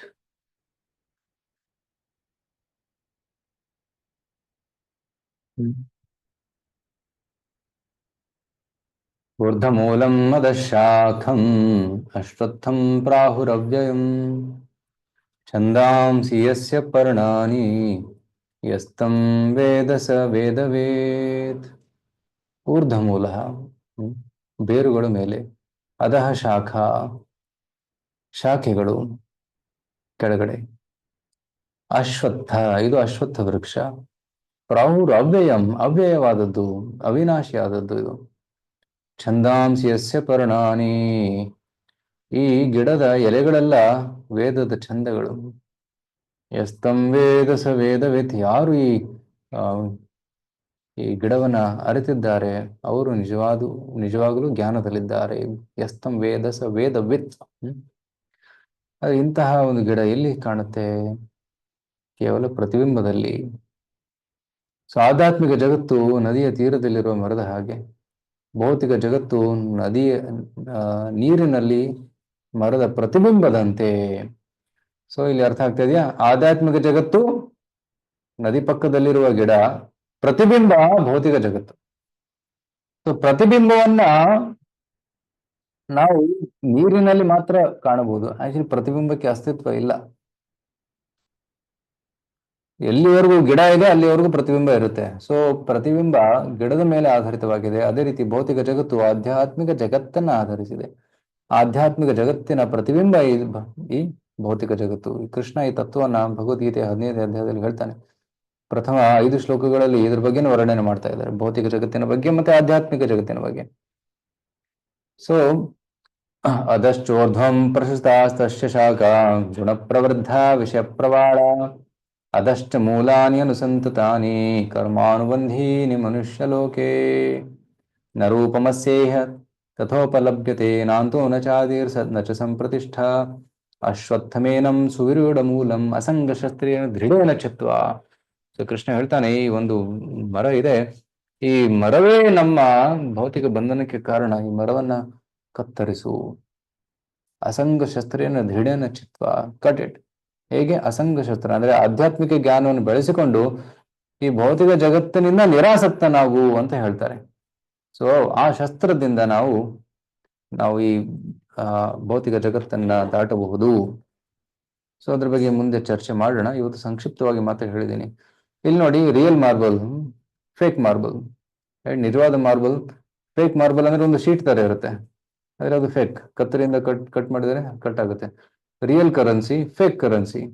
ರೈಟ್? ನಿಜವಾದ ದುಡ್ಡು, ನಕಲಿ ದುಡ್ಡು. ನಿಜವಾದ ಹಣ್ಣು, ಪ್ಲಾಸ್ಟಿಕ್ ಹಣ್ಣು. ನಿಜವಾದ ಸೌಂದರ್ಯ, ಭೌತಿಕ ಸೌಂದರ್ಯ. ಕೃಷ್ಣನ ಸೌಂದರ್ಯ, ಆತ್ಮದ ಸೌಂದರ್ಯವೇ ನಿಜವಾದ ಸೌಂದರ್ಯ. ಆದ್ರೆ ಭೌತಿಕ ಸೌಂದರ್ಯ ಇದು ಕ್ಷಣಿಕವಾದದ್ದು. ರೈಟ್? ಕೆಲವು ಕಾಲ ಮಾತ್ರ ಅದು ಸುಂದರವಾಗಿ ಕಾಣುತ್ತೆ, ನಂತರ ಅದು ಅಶಾಶ್ವತವಾಗಿದ್ದ ಕಾರಣ ಅದು ಕಳೆದು ಹೋಗುತ್ತೆ. ಅದರ ಆಧ್ಯಾತ್ಮಿಕ ಸೌಂದರ್ಯ ಯಾವಾಗಲೂ, ಕೃಷ್ಣ ನೋಡಿ ಎಷ್ಟು ಸುಂದರ. ಗೋವಿಂದಂ ಆದಿಪುರುಷಂ ತಮಹಂ ಭಜಾಮಿ. ಸೊ ಕೃಷ್ಣ ಗೋವಿಂದ ಸುಂದರ. ಕೃಷ್ಣ ಸರ್ವ ಆಕರ್ಷಕ ಆದ ಕಾರಣ ಕೃಷ್ಣನಿಗೆ ಕೃಷ್ಣ ಅಂತ ಹೆಸರು ಬಂತು. ಎಲ್ಲರನ್ನ ತನ್ನ ಕಡೆ ಸೆಳೆಯುವವನು ಅವನೇ ಕೃಷ್ಣ, ಸರ್ವ ಆಕರ್ಷಕ. That is spiritual beauty. Right? ಭೌತಿಕ ಸೌಂದರ್ಯ ತಾತ್ಕಾಲಿಕವಾದದ್ದು, ಆಧ್ಯಾತ್ಮಿಕ ಸೌಂದರ್ಯ ಪರ್ಮನೆಂಟ್ ಆದದ್ದು, ಶಾಶ್ವತವಾದದ್ದು. ಸೊ ನಾವು ಭೌತಿಕ ಜಗತ್ತಿನಿಂದ ಆಧ್ಯಾತ್ಮಿಕ ಜಗತ್ತಿಗೆ ಹೋಗಬೇಕು ಅಂತ ಕೃಷ್ಣ ಹೇಳ್ತಾನೆ. ಸೊ ಇಲ್ಲಿ ನೋಡಿ, ಕೆಳಗಡೆ ಈ ಒಂದು ಲೈನ್ ಅಲ್ಲಿ ಕೆಳಗಡೆ ಮ್ಯಾಥಮೆಟಿಕ್ಸ್ ಅವರಿಗೆ ಗೊತ್ತಿರುತ್ತೆ, x axis, y axis. Negative axis is material world, ಭೌತಿಕ ಜಗತ್ತು. ಅಲ್ಲಿ ತೊಂದರೆಗಳಿವೆ, ಸಫರಿಂಗ್ಸ್ ಇದೆ ಭೌತಿಕ ಜಗತ್ತು. ಮಧ್ಯದಲ್ಲಿದೆ ಶಾಂತಿಯ ಒಂದು ನೆಲೆ. ಅದ್ಯಾವುದು? ಬ್ರಹ್ಮಜ್ಯೋತಿ. 0 x is equal to 0, y is equal to 0. ಇದು ಬ್ರಹ್ಮಜ್ಯೋತಿ. ಶಾಂತಿ ಶಾಂತಿ ಶಾಂತಿ. ಅದಕ್ಕೂ ಮೇಲೆ ಇದೆ ವೈಕುಂಠ ಲೋಕ, ಅದು ಆಧ್ಯಾತ್ಮಿಕ ಜಗತ್ತು, ಸ್ಪಿರಿಚುವಲ್ ವರ್ಲ್ಡ್. ಅಲ್ಲಿ ಆನಂದದ ಜಗತ್ತದು.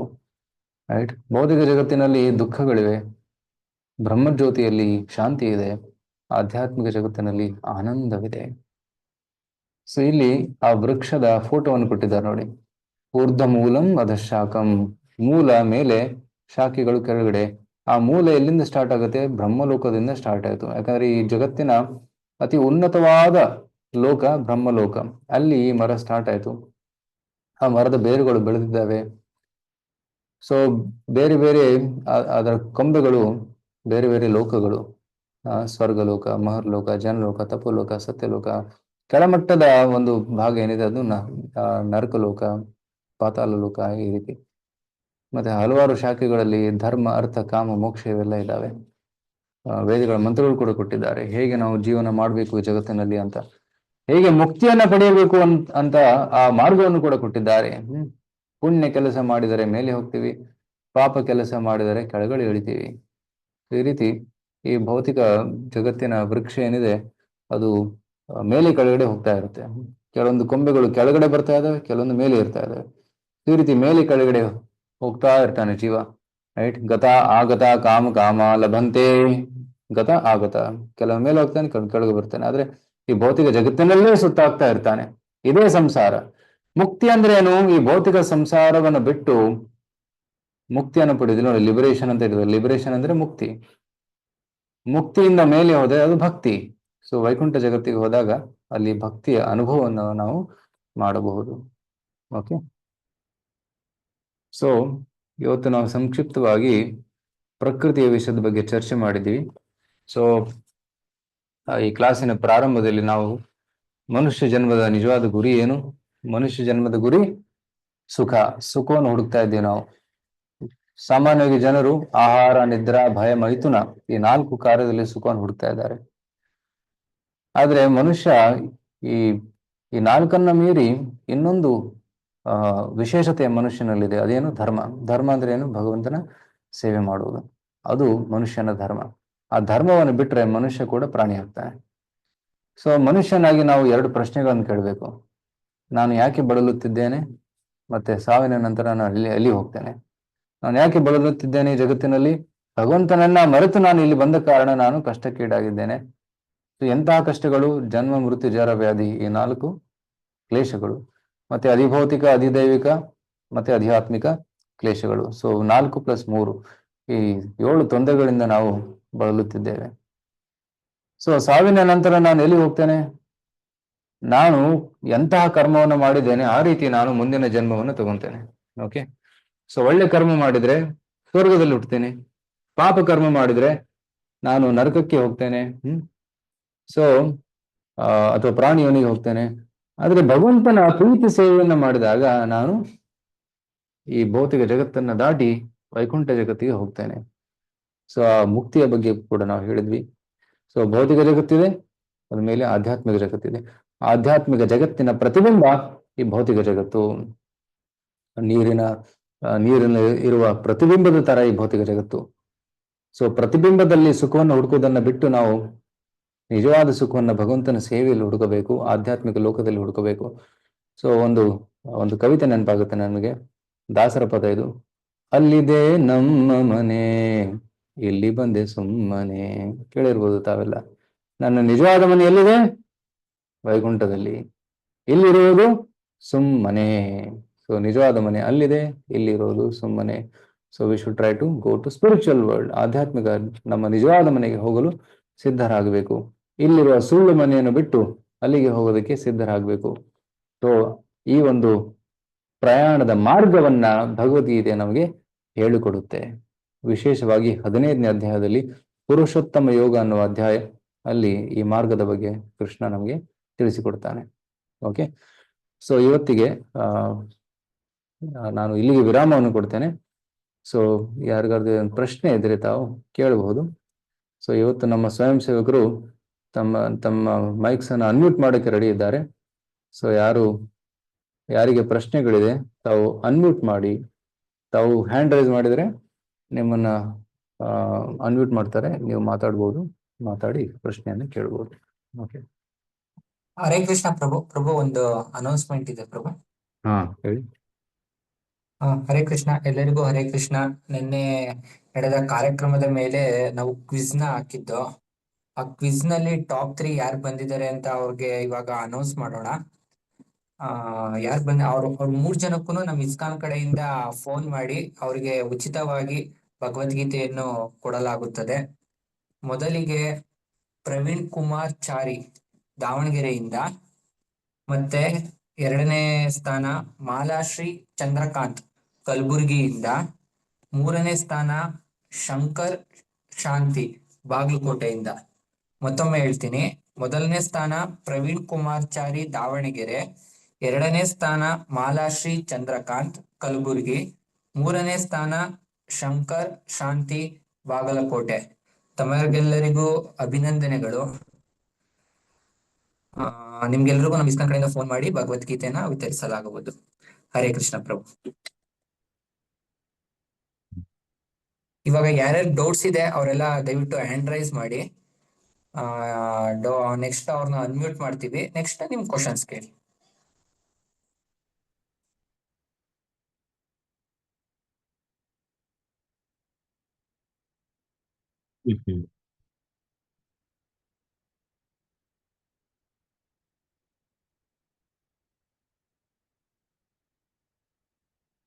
ಓಕೆ, ಯಾರಾದ್ರೂ ಅನ್ಮ್ಯೂಟ್ ಮಾಡೋವರೆಗೂ ಇಲ್ಲೊಂದು 2 ಕ್ವಶನ್ ಬಂದಿದೆ ನನಗೆ ಡೈರೆಕ್ಟ್ ಆಗಿ.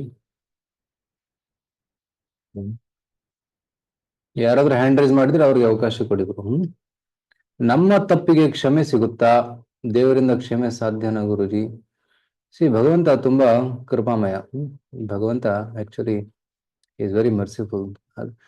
ನಾವು ಭಗವಂತನಿಗೆ ಶರಣಾದರೆ ಭಗವಂತ ಕ್ಷಮಿಸ್ತಾನೆ. ಓಕೆ, ಹೇಗೆ ಈ ಒಂದು ಕಾನೂನಲ್ಲಿ ಕೂಡ ಯಾರಾದ್ರೂ ಬಂದು ಶರಣಾದ್ರೆ ಕಾನೂನು ಅವರನ್ನ ಕ್ಷಮಿಸುತ್ತೆ. ರೈಟ್, ಪ್ರೆಸಿಡೆಂಟ್ ಹತ್ರ ಪವರ್ ಇದೆ, ಅವರು ಕ್ಷಮಿಸಬಹುದು, ಮರ್ಸಿ ಕೊಡ್ಬೋದು. ಅದೇ ರೀತಿ ಭಗವಂತ ಕೂಡ ಹೇಳ್ತಾನೆ, ಸರ್ವಧರ್ಮಾನ್ ಪರಿತ್ಯಜ್ಯ ಮಾಮೇಕಂ ಶರಣಂ ವ್ರಜ ಅಹಂ ತ್ವಾಂ ಸರ್ವಪಾಪೇಭ್ಯೋ ಮೋಕ್ಷಯಿಷ್ಯಾಮಿ ಮಾ ಶುಚಃ. ಭಗವಂತ ಹೇಳ್ತಾನೆ, ನೀನು ಎಲ್ಲವನ್ನ ಬಿಟ್ಟು ನನಗೆ ಶರಣಾಗು, ನಿನ್ನ ಪಾಪಕರ್ಮವನ್ನೆಲ್ಲ ನಾನು ನೋಡ್ಕೊಂತೀನಿ. ಓಕೆ, ಹೆದರ್ಬೇಡ, ಬಟ್ ಮತ್ತೆ ಪಾಪವನ್ನು ಮಾಡಬೇಡ. ರೈಟ್. ಸೊ ಕ್ಷಮೆ ಯಾರಿಗೆ ಸಿಗುತ್ತೆ? ಯಾರು ಪಶ್ಚಾತ್ತಾಪ ಪಟ್ಟು ಕ್ಷಮೆ ಕೇಳ್ತಾರೆ ಅವ್ರಿಗೆ ಕ್ಷಮಿಸಲಾಗುತ್ತೆ. ಆದ್ರೆ ಹೆಸರಿಗೋಸ್ಕರ ಕ್ಷಮೆ ಕೇಳಿ ಮತ್ತೆ ಅದೇ ತಪ್ಪನ್ನ ಪದೇ ಪದೇ ಮಾಡ್ತಾ ಇದ್ರೆ ಭಗವಂತ ಅವರನ್ನ ಕ್ಷಮಿಸೋದಿಲ್ಲ. 1 ಬಾರಿ ಕ್ಷಮಿಸ್ಬೋದು, 2 ಬಾರಿ ಕ್ಷಮಿಸ್ಬೋದು, ಆದ್ರೆ 3ನೇ ಬಾರಿ ಕ್ಷಮಿಸಲು ಆಗದೆ ಇರ್ಬೋದು. ಯಾಕಂದ್ರೆ ಭಗವಂತ ಹೇಳ್ತಾನೆ, ನೀನು ಪದೇ ಪದೇ ತಪ್ಪು ಮಾಡ್ತಾ ಇದ್ದೆ, ಆಯ್ತು, ನೀನು ಆ ದುಃಖವನ್ನು ಅನುಭವಿಸಿದ ಮೇಲೆ ನೀನೇ ಬಿಟ್ಬಿಡು ಅಂತಾನೆ. Right. So sometimes Krishna allows us to suffer, ನಮಗೋಸ್ಕರ, ಅಂಡ್ ನಮ್ಮ ಒಳ್ಳೇದಾಗೋದಕ್ಕೋಸ್ಕರ ಭಗವಂತ ನಮ್ಮನ್ನ ತೊಂದರೆಗೀಡು ಮಾಡ್ತಾನೆ, ದುಃಖ ಕೊಡ್ತಾನೆ. ಓಕೆ.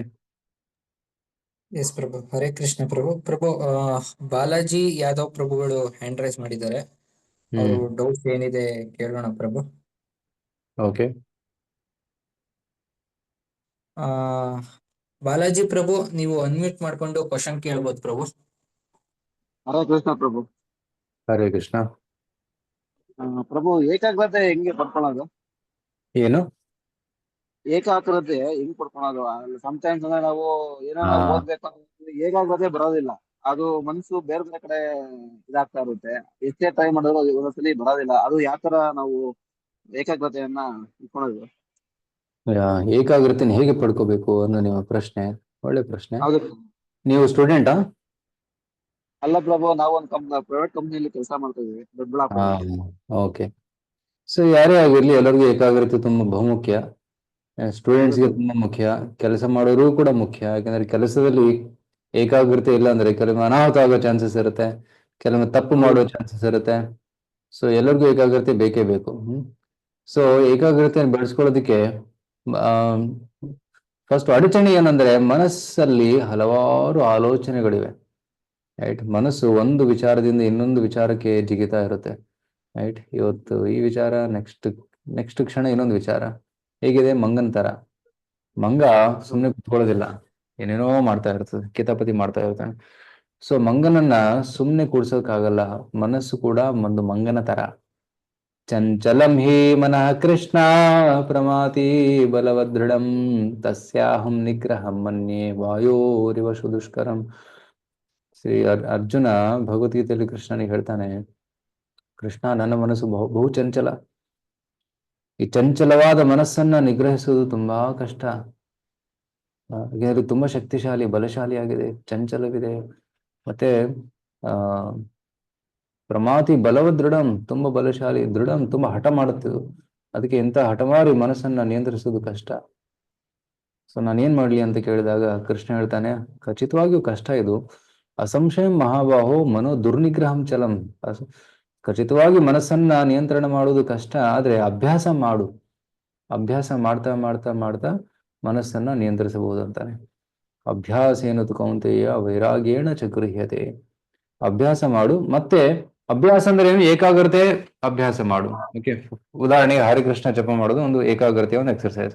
ಹರೇ ಕೃಷ್ಣ ಕೃಷ್ಣ ಕೃಷ್ಣ ಹರೇ ಹರೇ, ಹರೇ ರಾಮ್ ರಾಮ್ ರಾಮ್ ಹರೇ ಹರೇ. ಸೊ ಹರೇ ಕೃಷ್ಣ ಮಂತ್ರ ಜಪ ಮಾಡ್ತಾ ಇದ್ದಂಗೆ ಮನಸ್ಸು ಆ ಕಡೆ ಈ ಕಡೆ ಓಡಾಡುತ್ತೆ. ಆದ್ರೆ ಏನ್ ಮಾಡ್ಬೇಕು, ಹೌದು. ಮತ್ತೆ ಅದನ್ನ ಹೇಳ್ಕೊಂಡ್ ಬರ್ಬೇಕು. ಹರೇ ಕೃಷ್ಣ ಕೃಷ್ಣ ಕೃಷ್ಣ ಹರಿ ಹರಿ ಹರಿ ರಾಮ್ ರಾಮ್ ರಾಮ್ ಹರಿ ಹರಿ. ಮತ್ತೆ ಹೋಗುತ್ತೆ, ಮತ್ತೆ ಹೇಳ್ಕೊಂಡ್ ಬರ್ಬೇಕು. ಅಭ್ಯಾಸ ಮಾಡು, ಪ್ರಾಕ್ಟೀಸ್ ಮಾಡು ಅಂತ. Okay bro. ಮತ್ತೆ ಎರಡನೇ ವಿಷಯ ವೈರಾಗ್ಯ. ವೈರಾಗ್ಯ ಅಂದ್ರೆ ದುಷ್ಟ ಚಟಗಳಿಂದ, ಕೆಟ್ಟವರಿಂದ ದೂರ ಇರುವಂತ, ಅದು ವೈರಾಗ್ಯ. ರೈಟ್. ಕೆಟ್ಟ ಚಟಗಳನ್ನು ಬಿಟ್ಟು ಬಿಡಬೇಕು. ಆ ಕೆಟ್ಟ ಚಟಗಳನ್ನು ಬೆಳೆಸ್ಕೊಳ್ಳೋದ್ರಿಂದ ಏಕಾಗ್ರತೆ ನಾಶ ಆಗುತ್ತೆ. ರೈಟ್. ಕೆಲವರು ಕುಡಿಯೋ ಚಟ ಇರುತ್ತೆ, ಏಕಾಗ್ರತೆ ಇರೋಕೆ ಹೇಗೆ ಸಾಧ್ಯ ಅವ್ರಿಗೆ? ಕೆಲವರಿಗೆ ಸಿಗರೇಟ್ ಸೇದೋ ಚಟ ಇರುತ್ತೆ, ಹೇಗೆ, ಹೌ ಕ್ಯಾನ್ ದೇ ಡೆವಲಪ್? ಕೆಲವರು ಗಂಟೆಗಟ್ಟಲೆ ವಿಡಿಯೋ ಗೇಮ್ ಆಟಾಡ್ತಾ ಇರ್ತಾರೆ, how can they develop concentration in other things? ಅವೆಲ್ಲ ಡಿಸ್ಟ್ರಾಕ್ಷನ್. ಯಾವಾಗ ಡಿಸ್ಟ್ರಾಕ್ಷನ್ ಇರುತ್ತೆ ಆವಾಗ ಕಾನ್ಸಂಟ್ರೇಷನ್ ಇರೋದಿಲ್ಲ. ಡಿಸ್ಟ್ರಾಕ್ಷನ್ ಕಮ್ಮಿ ಆದಾಗ ಕಾನ್ಸಂಟ್ರೇಷನ್ ಬರುತ್ತೆ. ಓಕೆ. Okay bro. ತುಂಬಾ ಧನ್ಯವಾದಗಳು. Thank you.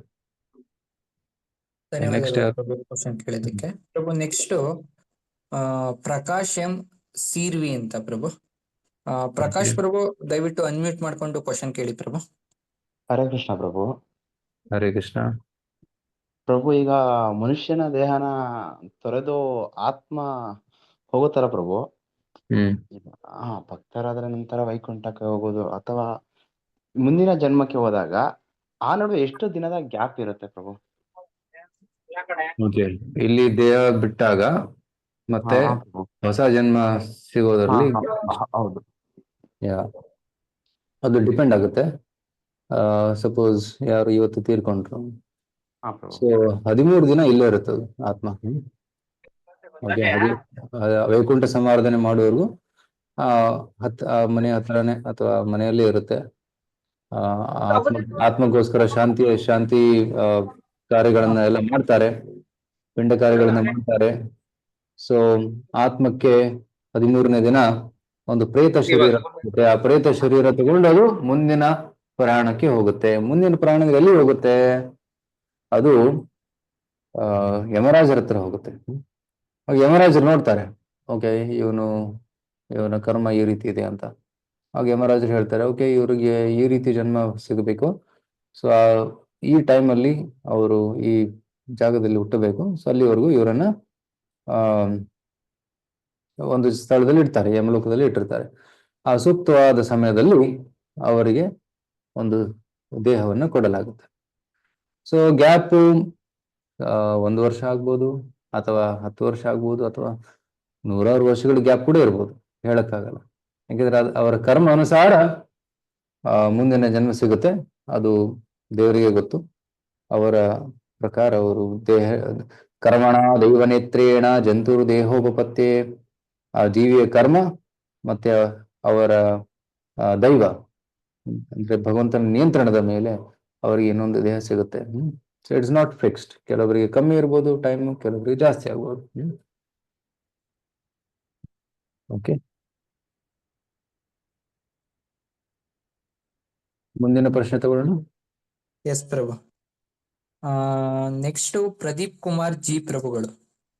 ಹರೇ ಕೃಷ್ಣ ಪ್ರದೀಪ್ ಪ್ರಭು, ನೀವು ಅನ್ಮ್ಯೂಟ್ ಮಾಡ್ಕೊಂಡು ಕ್ವಶನ್ ಕೇಳ್ಬೋದು ಪ್ರಭು.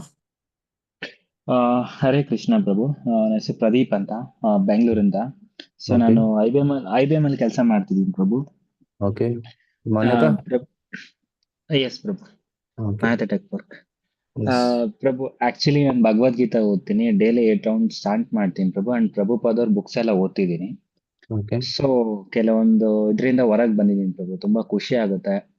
ಕೆಲವೊಂದು ಡಿಪ್ರೆಷನ್ಸ್ ಇಂದ ಎಲ್ಲ ಹೊರಗೆ ಬಂದಿದ್ದೀನಿ, ಎಲ್ಲ ಚೆನ್ನಾಗ್ ಆಗ್ತಿದೆ ಪ್ರಭು. ಹಂಗೆ ಎವ್ರಿ ಟೈಮ್ ಇಸ್ಕಾನ್ ಟೆಂಪಲ್ಗೆ ಹೋಗ್ತೀನಿ, ಅದು ಚಾಂಟಿಂಗ್ ಎಲ್ಲ ನಡೀತಾ ಇದೆ prabhu. So all of sudden like 4 regulatory principles ಎಲ್ಲ ಫಾಲೋ ಮಾಡ್ತಾ ಇದ್ದೀನಿ ಪ್ರಭು. ಸೊ ಖುಷಿ ಆಗ್ತಿದೆ. ಸೊ ಮುಂದೆ prabhu, in case like after marriage ಆಗ್ಲಿ, ಸೊ ಸಡನ್ ಆಗಿ ನಾನು ಎಲ್ಲ ಬಿಟ್ಬಿಟ್ರೆ ಸೊ ಏನಾಗುತ್ತೆ prabhu? How Krishna will take this prabhu? ಹೌದು, you should not worry about that future. But you focus on practising. ನೀವು ಈಗ ಪ್ರಾಕ್ಟೀಸ್ ಮಾಡೋದನ್ನ ಕಂಟಿನ್ಯೂ ಮಾಡಿ.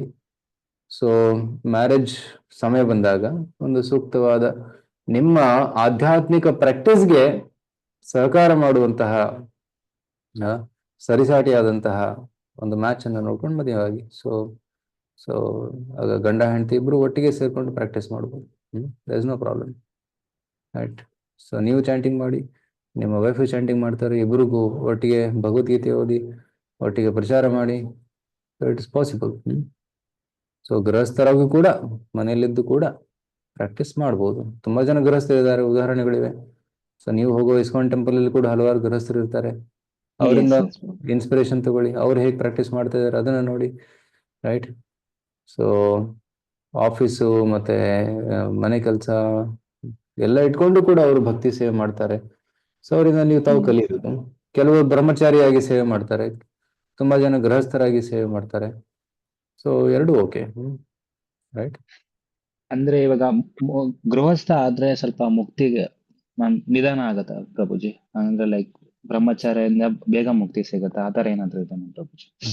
ಸೊ ಬೇಗ ಲೇಟ್ ಅಂತ ಅಲ್ಲ, ಸರಳ ಮತ್ತೆ ಸ್ವಲ್ಪ ಕಷ್ಟ ಅಷ್ಟೇ. ರೈಟ್. ಸೊ ಬ್ರಹ್ಮಚಾರಿ ಜೀವನದಲ್ಲಿ ಆ ರೀತಿ ಯಾವುದೇ ರೆಸ್ಪಾನ್ಸಿಬಿಲಿಟೀಸ್ ಇರೋದಿಲ್ಲ. ಆದ ಕಾರಣ ತುಂಬಾ ಸಮಯ, ಸಂಪೂರ್ಣ ಸಮಯ ಭಗವಂತನ ಸೇವೆಗೆ ಕೊಡಬಹುದು. ರೈಟ್. ಕೊಡಬಹುದು. ಆದ್ರೆ ಗೃಹಸ್ಥ ಜೀವನದಲ್ಲಿ ಸಂಪೂರ್ಣ 100% ಟೈಮ್ ಕೊಡಕ್ಕಾಗಲ್ಲ. ಸ್ವಲ್ಪ ಸಮಯ ಪರಿವಾರಕ್ಕೆ, ಸ್ವಲ್ಪ ಸಮಯ ಆಫೀಸ್ಗೆ, ಮತ್ತೆ ಉಳಿದ ಸಮಯವನ್ನ ಭಕ್ತಿ ಸೇವೆಗೆ ಕೊಡ್ಬೇಕಾಗತ್ತೆ. ಸೊ ಸಂಪೂರ್ಣ ಸಮಯವನ್ನ ಗೃಹಸ್ಥಾಶ್ರಮ ತೊಡಕಾಗಲ್ಲ. ಅಟ್ಲೀಸ್ಟ್ ಮನೆ ರೆಸ್ಪಾನ್ಸಿಬಿಲಿಟೀಸ್ ಎಲ್ಲ ಮುಗಿಯೋವರೆಗೂ, ಮಕ್ಕಳು ದೊಡ್ಡವರಾಗುವವರೆಗೂ ಸಂಪೂರ್ಣ 100% ಸೇವೆಗೆ ಕೊಡಕ್ಕಾಗಲ್ಲ. ಸೊ ಮಕ್ಕಳು ದೊಡ್ಡವರಾದ್ಮೇಲೆ, ಅಂದರೆ ವಯಸ್ಸು ಸುಮಾರು 55 ವರ್ಷ ಆದ್ಮೇಲೆ ಫುಲ್ ಟೈಮ್ ಕೊಡ್ಬೋದು ಸೇವೆಗೆ. ಅಲ್ಲಿವರೆಗೂ ನಿಯಮಿತವಾದ ಸಮಯವನ್ನು ಕೊಡ್ಬೋದು. ಓಕೆ ಪ್ರಭು. ಹರೇ ಕೃಷ್ಣ. ಹರೇ ಕೃಷ್ಣ. ಹರೇ ಕೃಷ್ಣ ಪ್ರಭು, ಧನ್ಯವಾದಗಳು. ಈಗ ಭರತ್ HM ಪ್ರಭು, ಭರತ್ ಪ್ರಭು ದಯವಿಟ್ಟು ಅನ್ಮ್ಯೂಟ್ ಮಾಡ್ಕೊಂಡು ನಿಮ್ ಕ್ವಶನ್ ಕೇಳಿ. ಭರತ್. ಹರೇ ಕೃಷ್ಣ ಪ್ರಭು. ಹರೇ ಕೃಷ್ಣ ಪ್ರಭುಗಳೇ, ಹಲೋ. ಹರೇ ಕೃಷ್ಣ. ಹಾ ಕೇಳಿ. ಪ್ರಭುಗಳೇ, ನನಗೆ ತುಂಬಾ ಸ್ಟ್ರೆಸ್ಸು, ಆಮೇಲೆ ನೆಮ್ಮದಿ ಇಲ್ದಂಗ ಆಗುತ್ತೆ. ಆಮೇಲೆ ಏನಾದ್ರೂ ನೈಟ್ ಎಲ್ಲ ವರ್ಕ್ ಮಾಡ್ಕೊಂಡ್ ಬಂದಿರ್ತೀವಿ, ಕೆಲಸ ಎಲ್ಲ ಮಾಡಿರ್ತೀವಿ ಬೆಳಗ್ಗೆ ಎಲ್ಲ. ನೈಟು ಮಲ್ಕೊಂಡಾಗ ಅದೇ ಕಾಡುತ್ತೆ, ನಿದ್ದೆ ಏನಾರ ಗಲಾಟೆ ಆದ್ರೆ, ಜಗಳ ಆದ್ರೆ ನಿದ್ದೆ ಬರಲ್ಲ. ಖುಷಿಯ ನೆಮ್ಮದಿಯ ನಿದ್ದೆನೇ ಮಾಡಕ್ಕಾಗಲ್ಲ ಪ್ರಭುಗಳೇ. ಆಮೇಲೆ ಎಷ್ಟು ಬೇಜಾರಾಗುತ್ತೆ ಅಂದ್ರೆ, ನನ್ ಪಾಡಿ ನಾ ಇರ್ತೀನಿ, ಜನ ಏನಾರ ಮಾತಾಡ್ಬಿಡ್ತಾರೆ, ನನಗೆ ಭಾರಿ ಬೇಜಾರಾಗ್ಬಿಡುತ್ತೆ. ಸೊ ಮೊದಲನೇ ವಿಷಯ, ಜನರು ಜನರಿಗೆಲ್ಲ ಹೇಳಿದ ಹಿಂಗೆ ಏನ್ ಆನ್ಸರ್ ಮಾಡ್ಬೇಕು ಅನ್ನೋದೇ ಗೊತ್ತಾಗ್ತಾ ಇಲ್ಲ. ಸೊ ಜನ ಏನೇನೋ ಮಾತಾಡ್ಕೊಂತಾರೆ, ಆದ್ರೆ ಅದರಲ್ಲಿ ಏನಾದ್ರು ಸತ್ಯ ಇದ್ರೆ ಅದನ್ನ ಒಪ್ಕೋಬೇಕು. ಅದು ಸುಮ್ನೆ ಏನೇನೋ ಮಾತಾಡ್ತಾ ಇದ್ರೆ, ಚಾಡಿ ಹೇಳ್ತಾ ಇದ್ರೆ ಅದನ್ನ ಗಮನಿಸಬಾರ್ದು, ಇಗ್ನೋರ್ ಮಾಡಿ. ರೈಟ್. ಇಗ್ನೋರ್ ಮಾಡೋದ್ರಿಂದ ನಮ್ಮ ಮನ್ಸಿಗೆ ಶಾಂತಿ ಇರುತ್ತೆ. ಅವ್ರು ಏನಾದ್ರು ಹೇಳ್ಕೊಳ್ಳಿ, ನಾವು ಮಾಡೋದು ಸರಿ ಇದ್ರೆ ನಾವು ಕಂಟಿನ್ಯೂ ಮಾಡಿ. ಏನಾದ್ರು ತಪ್ಪಿದ್ರೆ, ಅವ್ರು ಹೇಳಿದ್ರಲ್ಲಿ ಸತ್ಯ ಇದ್ರೆ ನಮ್ಮನ್ನ ತಿದ್ಕೋಬೇಕು. That's first point. Second point, ಮನಸ್ಸಲ್ಲಿ ಸ್ಟ್ರೆಸ್ ಯಾವಾಗ ಉಂಟಾಗುತ್ತೆ? ಸ್ಟ್ರೆಸ್ ಅಂದ್ರೆ ಏನು? ನಾವೇನೋ ಮಾಡಕ್ ಹೋಗ್ತಾ ಇದೀವಿ, ಏನೋ ಆಗ್ತಾ ಇದೆ. ರೈಟ್. ಎಕ್ಸ್ಪೆಕ್ಟೇಷನ್ಸ್ ಮತ್ತೆ ನಾವು ಆಕ್ಚುಲಿ ಇರುವಂತ ಸಿಚುವೇಶನ್ ಏನಿದೆ ಅದ್ರ ಮೇಲೆ ತುಂಬಾ ಡಿಫರೆನ್ಸ್ ಇದೆ. ಅದರಿಂದ ಸ್ಟ್ರೆಸ್ ಆಗುತ್ತೆ. ರೈಟ್. ಸಂಬಂಧಗಳಲ್ಲಿ ಸ್ಟ್ರೆಸ್ ಆಗ್ಬೋದು, ಆಫೀಸಲ್ಲಿ ಸ್ಟ್ರೆಸ್ ಆಗ್ಬೋದು. ರೈಟ್. ಸಂಬಂಧಗಳಲ್ಲಿ ಯಾವಾಗ ಸ್ಟ್ರೆಸ್ ಆಗುತ್ತೆ? ಯಾವಾಗ ಬೇರೆಯವರಿಂದ ಏನೋ ಎಕ್ಸ್ಪೆಕ್ಟ್ ಮಾಡ್ತೀವಿ, ಇವರು ನಮ್ಮ ಜೊತೆ ಈ ರೀತಿನೇ ಮಾತಾಡ್ಬೇಕು, ಇವರು ಹೀಗೆ ಇರಬೇಕು ನಮ್ಮ ಜೊತೆ ಅಂತ. ಹಾಗೆ ಮಾತಾಡ್ಲಿಲ್ಲ, ಓಕೆ, ಅಷ್ಟು ಸಮಯ ಕೊಡ್ಲಿಲ್ಲ, ಕೋಪ ಬರುತ್ತೆ, ಸ್ಟ್ರೆಸ್ ಉಂಟಾಗುತ್ತೆ. ಸೊ ಎಕ್ಸ್ಪೆಕ್ಟೇಷನ್ಸ್ನ ಕಮ್ಮಿ ಮಾಡಬೇಕು. ಬೇರೆಯವರಿಂದ ಎಕ್ಸ್ಪೆಕ್ಟೇಷನ್ಸ್ ಕಮ್ಮಿ ಮಾಡಿ ನೀವು ನಿಮ್ಮ ಬಗ್ಗೆ ಕಾಳಜಿ ತಗೊಳ್ಳಿ ಫಸ್ಟ್. ಬೇರೆಯವ್ರ ಬಗ್ಗೆ ಹೆಚ್ಚು ಚಿಂತನೆ ಮಾಡೋದ್ ಬದಲು ಫಸ್ಟ್ ನಿಮ್ಮ ಬಗ್ಗೆ ಚಿಂತೆ ಮಾಡಿ. ನಾನು ಸುಖವಾಗಿರ್ಬೇಕು. ಓಕೆ, ನಾನು ಆಫೀಸಲ್ಲಿ ಒಳ್ಳೆ ಕೆಲಸ ಮಾಡ್ತೀನಿ, ಮನೆಗೆ ಬರ್ತೀನಿ, ಭಗವದ್ಗೀತೆ ಓದ್ತೀನಿ, ಸ್ವಲ್ಪ ಜಪ ಮಾಡ್ತೀನಿ, ಯಾರೇನೇ ಹೇಳಿ ನಾನು ನನ್ನ ಕೆಲಸವನ್ನ ನಿಷ್ಠೆಯಿಂದ ಮಾಡ್ತೀನಿ, ಮತ್ತೆ ನನ್ನ ಆಧ್ಯಾತ್ಮಿಕ ಜವಾಬ್ದಾರಿಯನ್ನ ಚೆನ್ನಾಗಿ ಮಾಡ್ತೀನಿ, ಅಷ್ಟೇ, ಸುಖವಾಗಿರಿ. ಸೊ ಜಾಸ್ತಿ ಜನರ ಬಗ್ಗೆ ಏನಂತಾರೆ, ಜನರು ಹೇಳೋದ್ರ ಬಗ್ಗೆ ಹೆಚ್ಚು ಟೆನ್ಷನ್ ತಗೊಂಡ್ಬಿಟ್ರೆ ನಾವು ಶಾಂತಿಯನ್ನು ಕಳ್ಕೊಂಡ್ಬಿಡ್ತೀವಿ. ಮತ್ತೆ ಮಲ್ಗೋ ಮುಂಚೆ ಬೇಕಿದ್ರೆ 1 ರೌಂಡ್ ಹರೇ ಕೃಷ್ಣ ಮಂತ್ರ ಜಪ ಮಾಡ್ಬೋದು, 10 ನಿಮಿಷ ಜಪ ಮಾಡಿ ಮಲ್ಗೋ ಮುಂಚೆ. ಆಗ ಮನಸ್ಸಲ್ಲಿರುವ ಎಲ್ಲ ಸ್ಟ್ರೆಸ್ ಹೊರಟೋಗುತ್ತೆ, ಸ್ವಲ್ಪ ಸಮಾಧಾನವಾಗುತ್ತೆ, ನಿದ್ರೆ ಮಾಡ್ಬೋದು. ಚೆನ್ನಾಗಿ ನಿದ್ರೆ ಆಗ್ಲಿಲ್ಲ ಅಂದ್ರೆ ಸ್ಟ್ರೆಸ್ ಇನ್ನೂ ಹೆಚ್ಚಾಗುತ್ತೆ. ಬಾಡಿಲಿ ಸ್ಟ್ರೆಸ್, ಫಿಸಿಕಲ್ ಸ್ಟ್ರೆಸ್ ಹೆಚ್ಚಾಗುತ್ತೆ. ದೇಹದಲ್ಲಿ ರೋಗಗಳು ಕೂಡ ಉಂಟಾಗ್ತವೆ, ಬಾಡಿ ಪೇನು, ಹೆಡ್ಏಕು, ಕಣ್ಣು ಕೆಂಪಾಗುತ್ತೆ. ಸೊ ಈ ರೀತಿ ಫಿಸಿಕಲ್ ಸ್ಟ್ರೆಸ್ ಕೂಡ ಉಂಟಾಗುತ್ತೆ. ಸೊ ಅದಕ್ಕೆ ನಿದ್ರೆ ಕೂಡ ತುಂಬ ಇಂಪಾರ್ಟೆಂಟು. ಅಟ್ಲೀಸ್ಟ್ ಒಂದು 6 ಗಂಟೆ 6.5 ಗಂಟೆ ನಿದ್ದೆ ಮಾಡಬೇಕು. ಮಾಡಲಿಲ್ಲ ಅಂದರೆ ಬಾಡಿಲಿ ಸ್ಟ್ರೆಸ್ ಕೂಡ ಇನ್ಕ್ರೀಸ್ ಆಗುತ್ತೆ. So we should take care of our health. So ಕೆಲವೊಮ್ಮೆ ನಮ್ಮ ದೇವಸ್ಥಾನದಲ್ಲಿ, ನೀವು ಯಾವ ಊರಲ್ಲಿ ಇರ್ತೀರಾ ಭರತ್? ಸೊ ನೀವು ಬೆಂಗಳೂರಲ್ಲಿ ಇದ್ರೆ ನಮ್ಮ ಬೆಂಗಳೂರಿನ ದೇವಸ್ಥಾನದಲ್ಲಿ ಶಿಬಿರಗಳಾಗ್ತವೆ ಶನಿವಾರ ಭಾನುವಾರ. ಸುಮಾರು ಜನ ಯುವಕರು ಶನಿವಾರ ರಾತ್ರಿ ಬರ್ತಾರೆ, ರಾತ್ರಿಯಲ್ಲಿರ್ತಾರೆ, ಭಜನೆ ಕೀರ್ತನೆಯಲ್ಲಿ ಪಾಲ್ಗೊಳ್ತಾರೆ, ಕ್ಲಾಸಸ್ ಅಲ್ಲಿ ಪಾಲ್ಗೊಳ್ತಾರೆ, ರಾತ್ರಿ ಪ್ರಸಾದ ತಗೊಂಡು ಅಲ್ಲೇ ಮಲಗ್ತಾರೆ, ಬೆಳಿಗ್ಗೆ ಮಂಗಳಾರತಿಗೆ ಹೇಳ್ತಾರೆ. ಬೆಳಿಗ್ಗೆ 5 ಗಂಟೆ ಮಂಗಳಾರತಿ ಮಾಡಿ ಬೆಳಿಗ್ಗೆ ಭಾಗವತಂ ಕ್ಲಾಸ್ ಕೇಳಿ ಬ್ರೇಕ್ಫಾಸ್ಟ್ ತಗೊಂಡು ವಾಪಸ್ ಹೋಗ್ತಾರೆ. ಸೊ ಈ ರೀತಿ ಭಕ್ತರ ಸಂಘದಲ್ಲಿ ಬಂದಾಗ, ಪಾಸಿಟಿವ್ ಎನ್ವೈರನ್ಮೆಂಟಲ್ ಬಂದಾಗ ಸ್ಟ್ರೆಸ್ ಅನ್ನ ಕಂಟ್ರೋಲ್ ಮಾಡೋದು ಇನ್ನಿಷ್ಟು ಸುಲಭವಾಗುತ್ತೆ. ಓಕೆ, ಸೊ ತಾವು ಸುನೀಲ್ ಪ್ರಭುವನ್ನ ಸಂಪರ್ಕಿಸಬಹುದು. ಮುಂದೆ ಯಾವಾಗಾದ್ರೂ ಅನುಕೂಲ ಆದ್ರೆ ಶಿಬಿರಕ್ಕೆ ಬರ್ಬೋದು. Thank you. ಹರೇ ಕೃಷ್ಣ. ಹರೇ ಕೃಷ್ಣ. ಪ್ರಭುಗಳೇ, ಇನ್ನೊಂದು ಡೌಟ್ ಇದೆ. ಓಕೆ ಪ್ರಭುಗಳೇ, ಈಗ ಮದುವೆ ಏಜ್ ಆಗಿದೆ, ಮನೆಯಲ್ಲಿ ಎಲ್ಲ ಮದುವೆ ಮಾಡ್ಕೊ ಎಲ್ಲೋದ್ರು ಮದುವೆ ಮಾಡ್ಕೊ, ಅದು ಜೀವನದಲ್ಲಿ ಅದು ಮದುವೆ ಆಗ್ಲೇಬೇಕಾ ಪ್ರಭುಗಳೇ? ಈಗ ಹೆಣ್ಣು ಸಿಗ್ತಾ ಇಲ್ಲ, ಅದು ಒಂದು ಪ್ರಾಬ್ಲಮ್.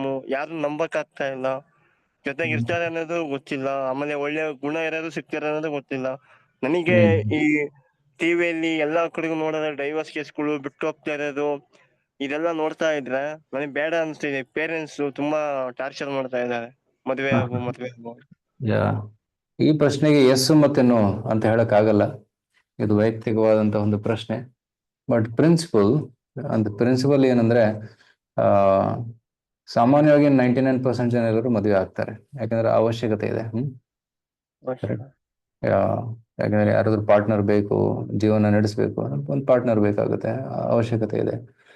ಸೊ ಆ ಒಂದು ಸೈಕೋಫಿಸಿಕಲ್ ನೇಚರ್ ಇದ್ದಾಗ ಮದುವೆ ಆಗ್ಲೇಬೇಕು. ಸೊ ಸೂಕ್ತವಾದ ಒಂದು ಮ್ಯಾಚ್ ಅನ್ನು ಹುಡುಕಿ ಮದುವೆ ಆಗೋದು ಒಳ್ಳೆಯದು. ಸೊ ಕೆಲವೊಬ್ರು ಮದುವೆ ಆಗದೆ ಇರ್ಬೋದು, ಆದ್ರೆ ಅವರು ತುಂಬಾ ಸ್ಟ್ರಾಂಗ್ ಆಗಿರ್ಬೇಕು, ಮನಸ್ಸು ಗಟ್ಟಿಯಾಗಿರ್ಬೇಕು, ಯಾವುದೇ ಸ್ತ್ರೀಯರ ಜೊತೆ ಕಡೆ ಅಟ್ರಾಕ್ಷನ್ ಇರಬಾರ್ದು, ರೈಟ್? ಸೊ ಅಂತಹವರು ಮದುವೆ ಆಗದೆ ಅವರು ಸನ್ಯಾಸ ಜೀವನವನ್ನ ಸ್ವೀಕರಿಸಬಹುದು. ಬಟ್ ಎಲ್ಲರೂ ಆ ಮಾರ್ಗದಲ್ಲಿ ಹೋಗಲು ಸಾಧ್ಯವಿಲ್ಲ. ಸೊ ಯಾಕಂದ್ರೆ ಆ ಒಂದು ಮಾನಸಿಕ ಪವಿತ್ರತೆ ಇರೋದಿಲ್ಲ.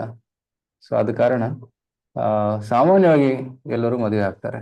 So but very few people, 1%, ಅಥವಾ 0.1% ಅವರು ಮದುವೆ ಆಗದೆ ಬ್ರಹ್ಮಚಾರಿ ವ್ರತವನ್ನು ಸ್ವೀಕರಿಸಿ ಮುಂದೆ ಸನ್ಯಾಸವನ್ನು ಸ್ವೀಕರಿಸಿ ಸಂಪೂರ್ಣವಾಗಿ ಭಗವಂತನ ಸೇವೆಯಲ್ಲಿ ತೊಡಗಬಹುದು. ಓಕೆ, ಹರೇ ಕೃಷ್ಣ. ಹರೇ ಕೃಷ್ಣ ಪ್ರಭು. ಹರೇ ಕೃಷ್ಣ.